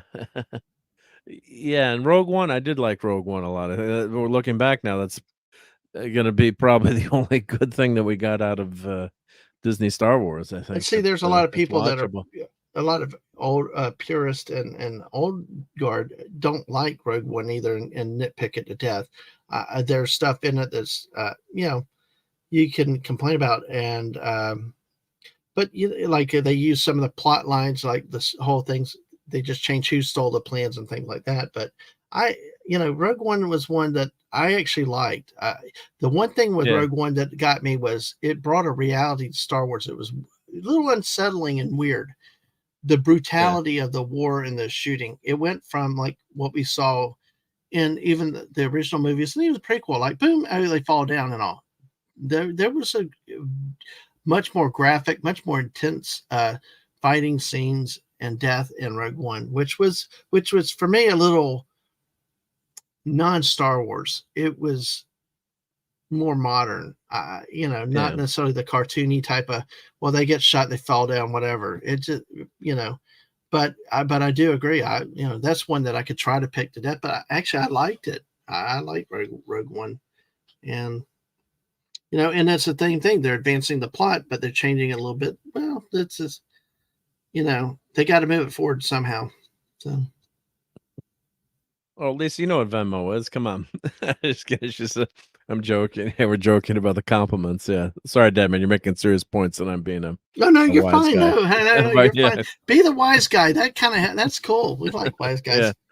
No, but we also want Star Wars to be, fun and exciting. I'm getting that from watching the Rebels cartoon. And I know Clobberin Times really likes the Rebels cartoon as well.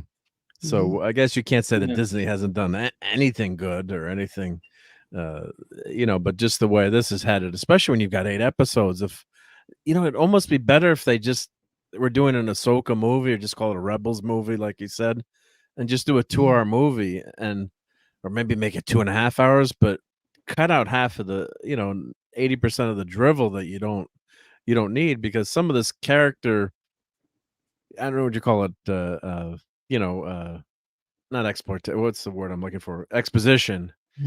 It's really not needed, and it's almost better to have a little bit more mystery, or you don't need to know this. I mean, of course, granted, when you're doing like a Rebels cartoon or a TV show where you're getting hopefully 100 episodes or 12 episodes a season, you can, but they're telling individual stories, and it's the problem again is quote Raquel with these, this is one story and you don't have multiple short stories or missions, and they try to tie in parts of these MacGuffins as like a mini mission, but it's really not. It's just one long ass story, and there's a reason why movies aren't 8 hours.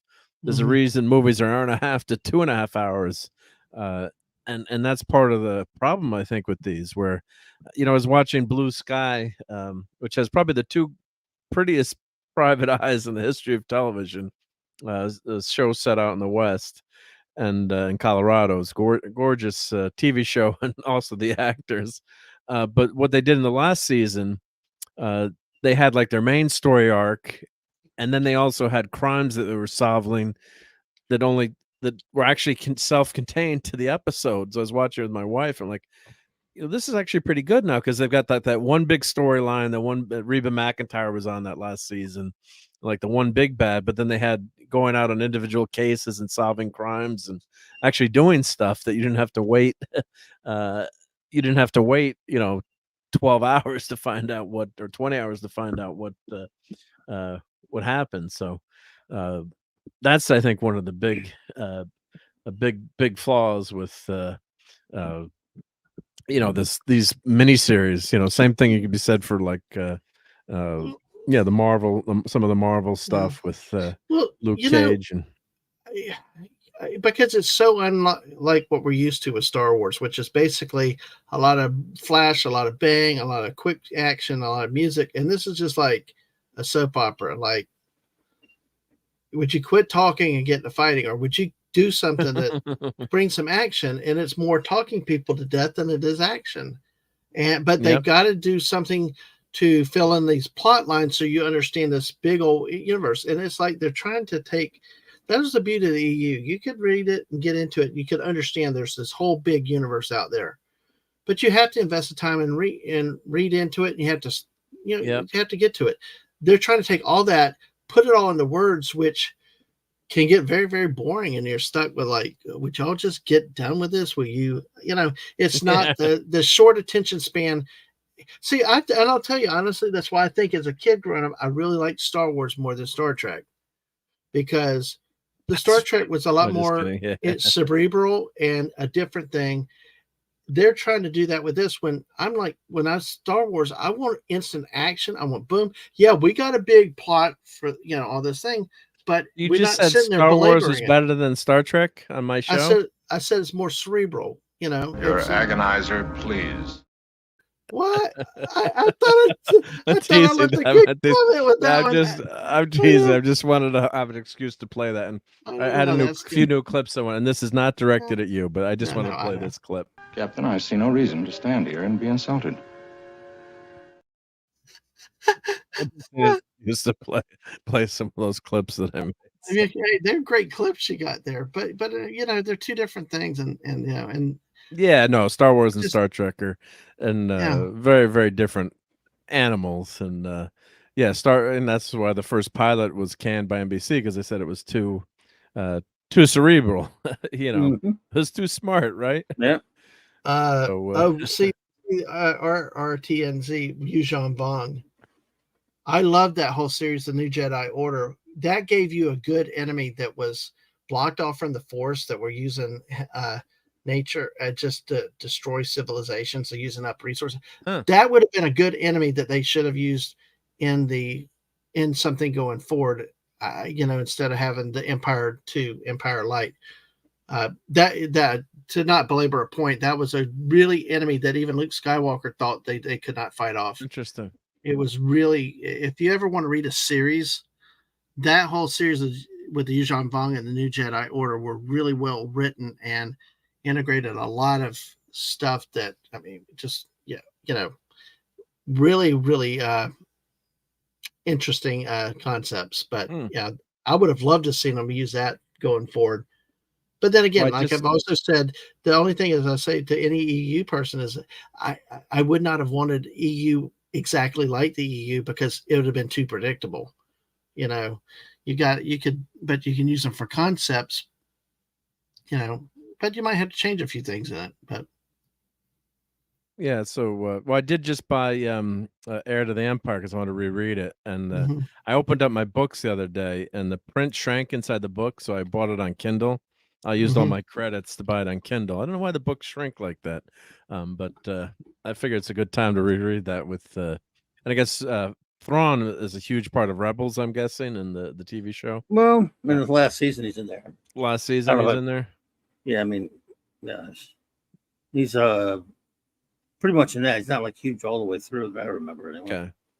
But in the last season, he's a presence then. Okay. Yeah. Well, obviously, because seeing, the last episode, I guess Bridger, they get, of course, spoiler alert, it's an old series. I guess they end up in this galaxy.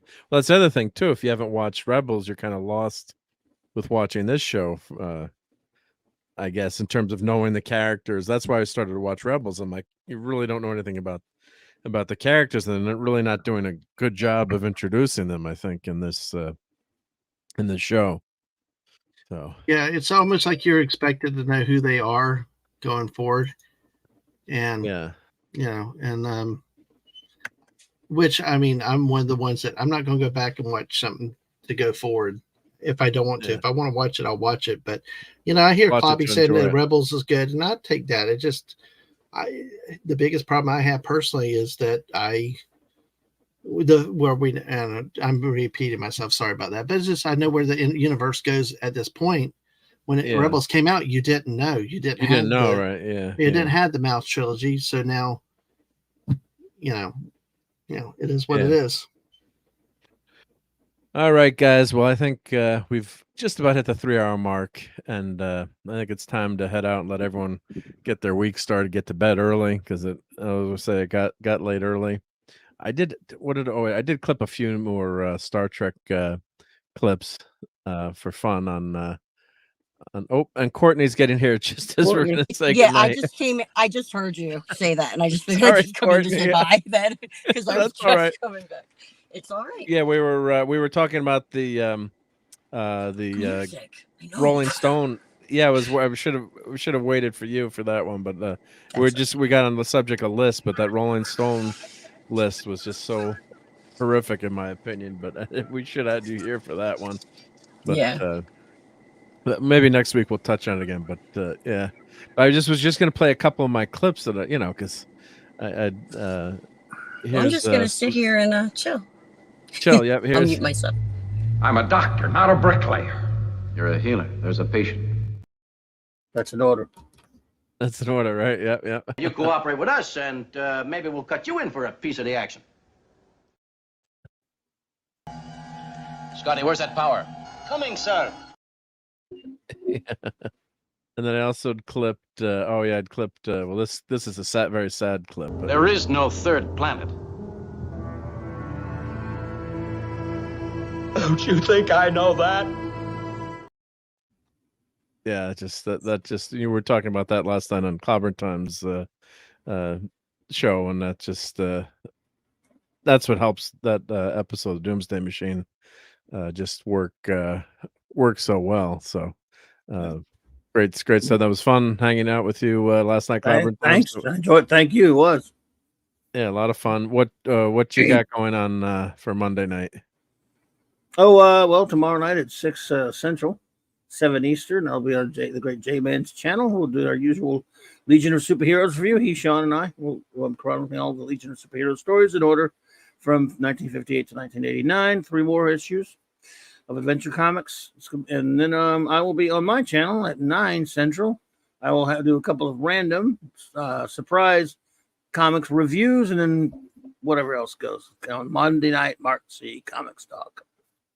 Awesome. Yep. So looking forward to that. It's always some great stuff, and always a privilege to hang out with you on your channel.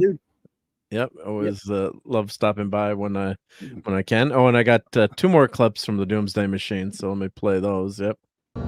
They say there's no devil, Jim. But there is right out of hell. I saw it. So I kept clipping after we finished last night, and then I always keep them short so you're copyright compliant. And then, Matt, where's your crew? On the 3rd planet. Yeah. So just great acting there. Yep. Yep. And Mr. Dadman, what you got Yes, going sir. on you any sports balling going on during the week, or I know you do, right?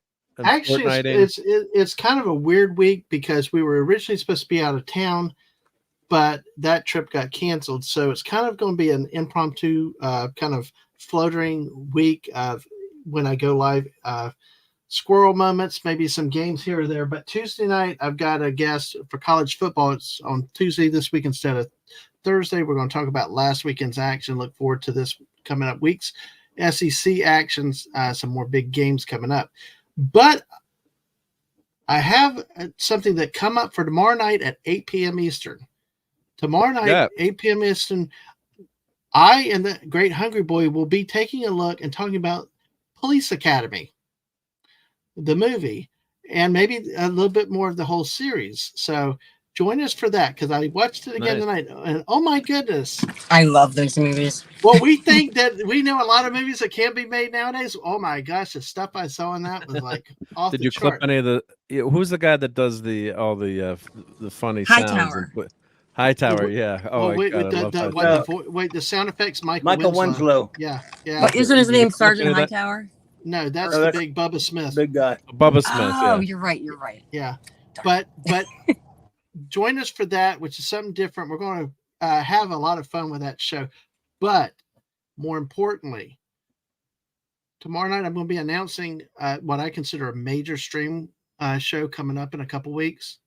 I hope people are there for it. Something unexpected for a lot of people, I think. I always say I'm not Fortnite in football. So be there too for that. I hope so.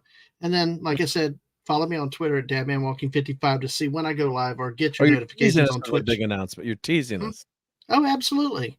Oh, you're teasing us. Okay, that was I was waiting for the other shoe to drop. But no, I know. I'm teasing it for tomorrow night. Come hang out, and we'll have a wonderful time with the movie, and you can see what's coming in a couple weeks. And are you adopting a baby?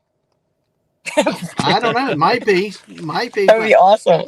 But also, you were going to have Ray Park on to discuss why Darth Maul should have lived.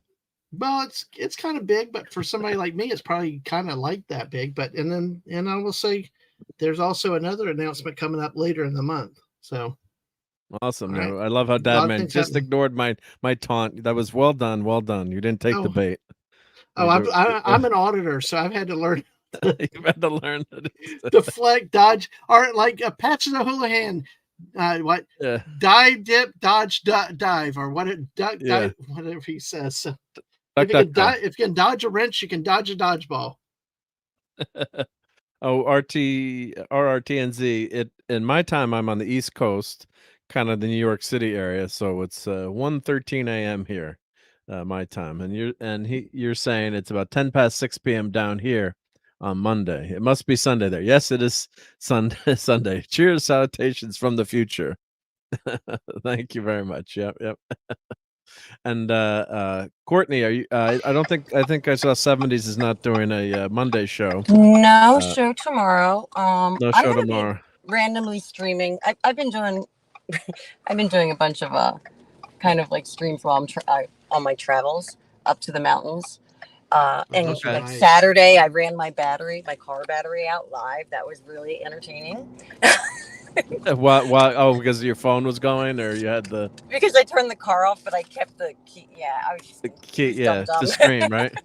Yeah, and then I all my chat trying to tell me to ways to like flag someone down is pretty fun. We had a good time. Yeah, so I've just been doing those kind of streams in the meantime.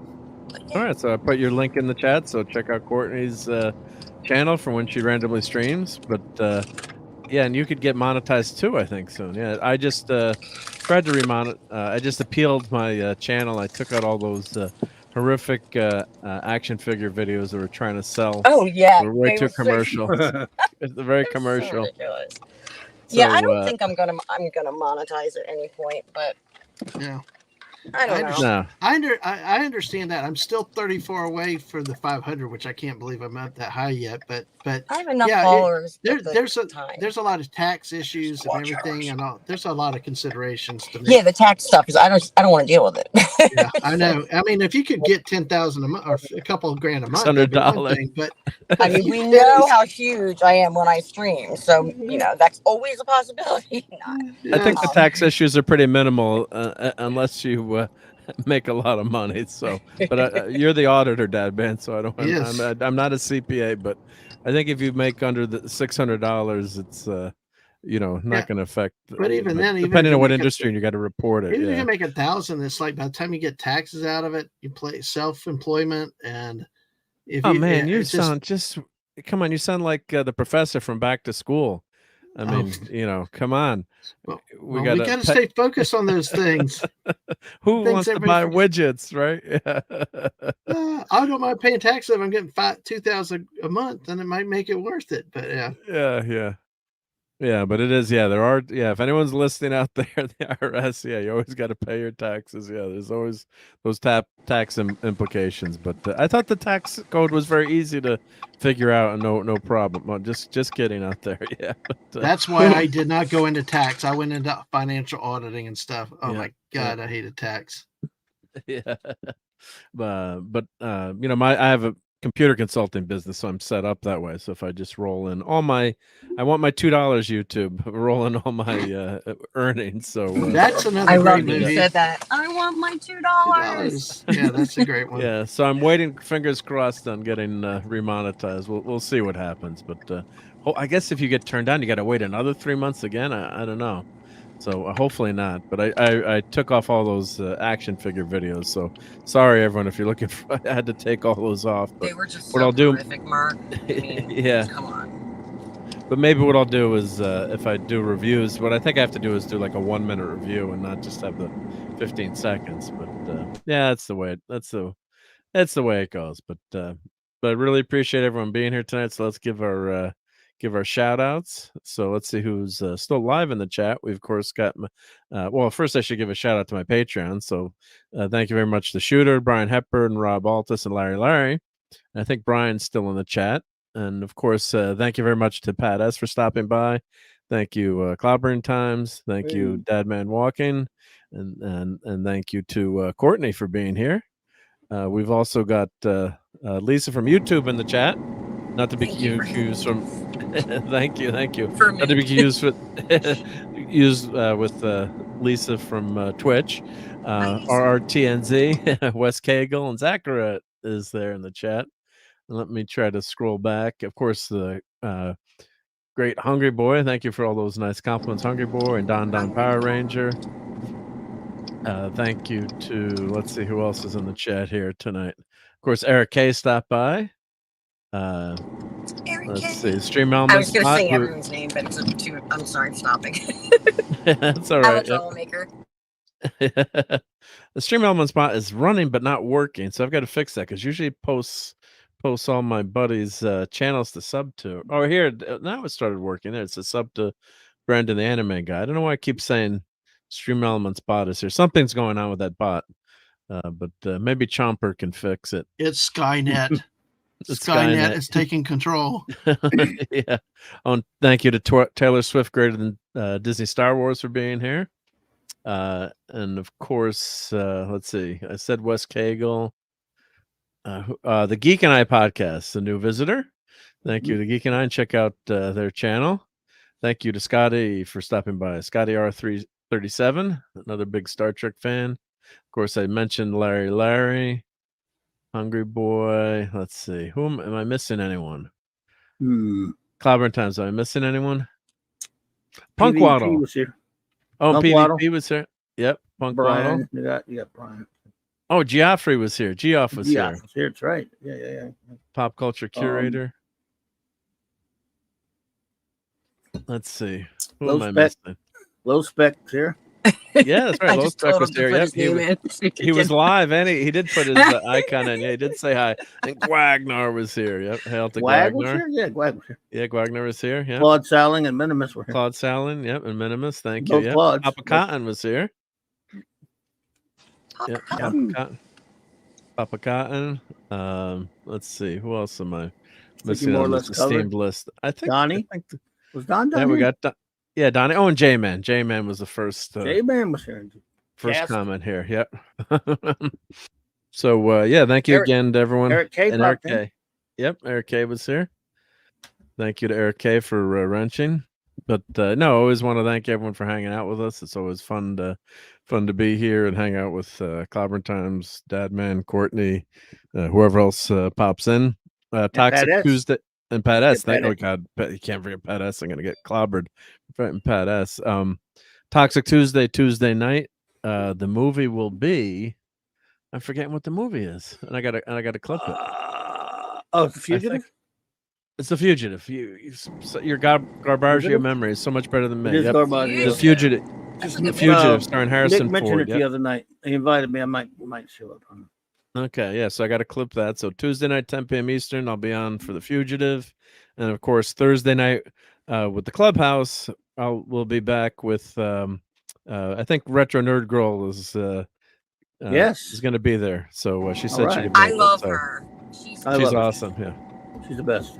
Yeah, she's a great streamer. Yep. Great. Check out Retro Nerd Girl's channel. And of course, we'll be back next Sunday for the Sunday Night Geekery, and then we can get to talk about the finale of Ahsoka. And everyone will go watch Ragnarok. Try to watch it in a couple episodes. Tell me what you think. I know a couple of people in the chat said they didn't like it, but let me know what you think. But and don't listen to that Rolling Stone Top 500.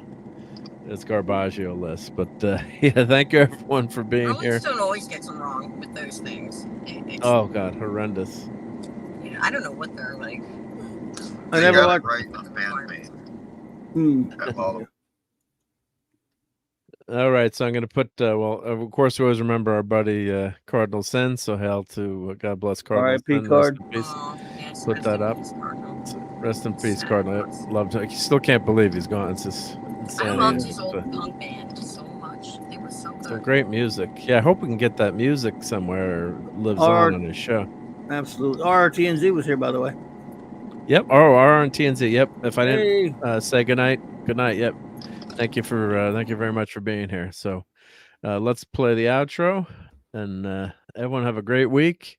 Night, everybody. And thank you for being here again. Fun storming the castle.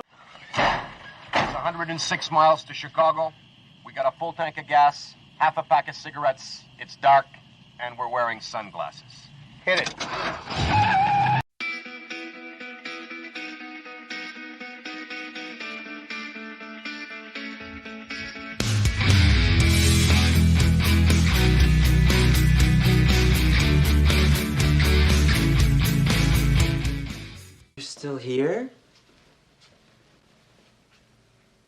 It's over. Go home.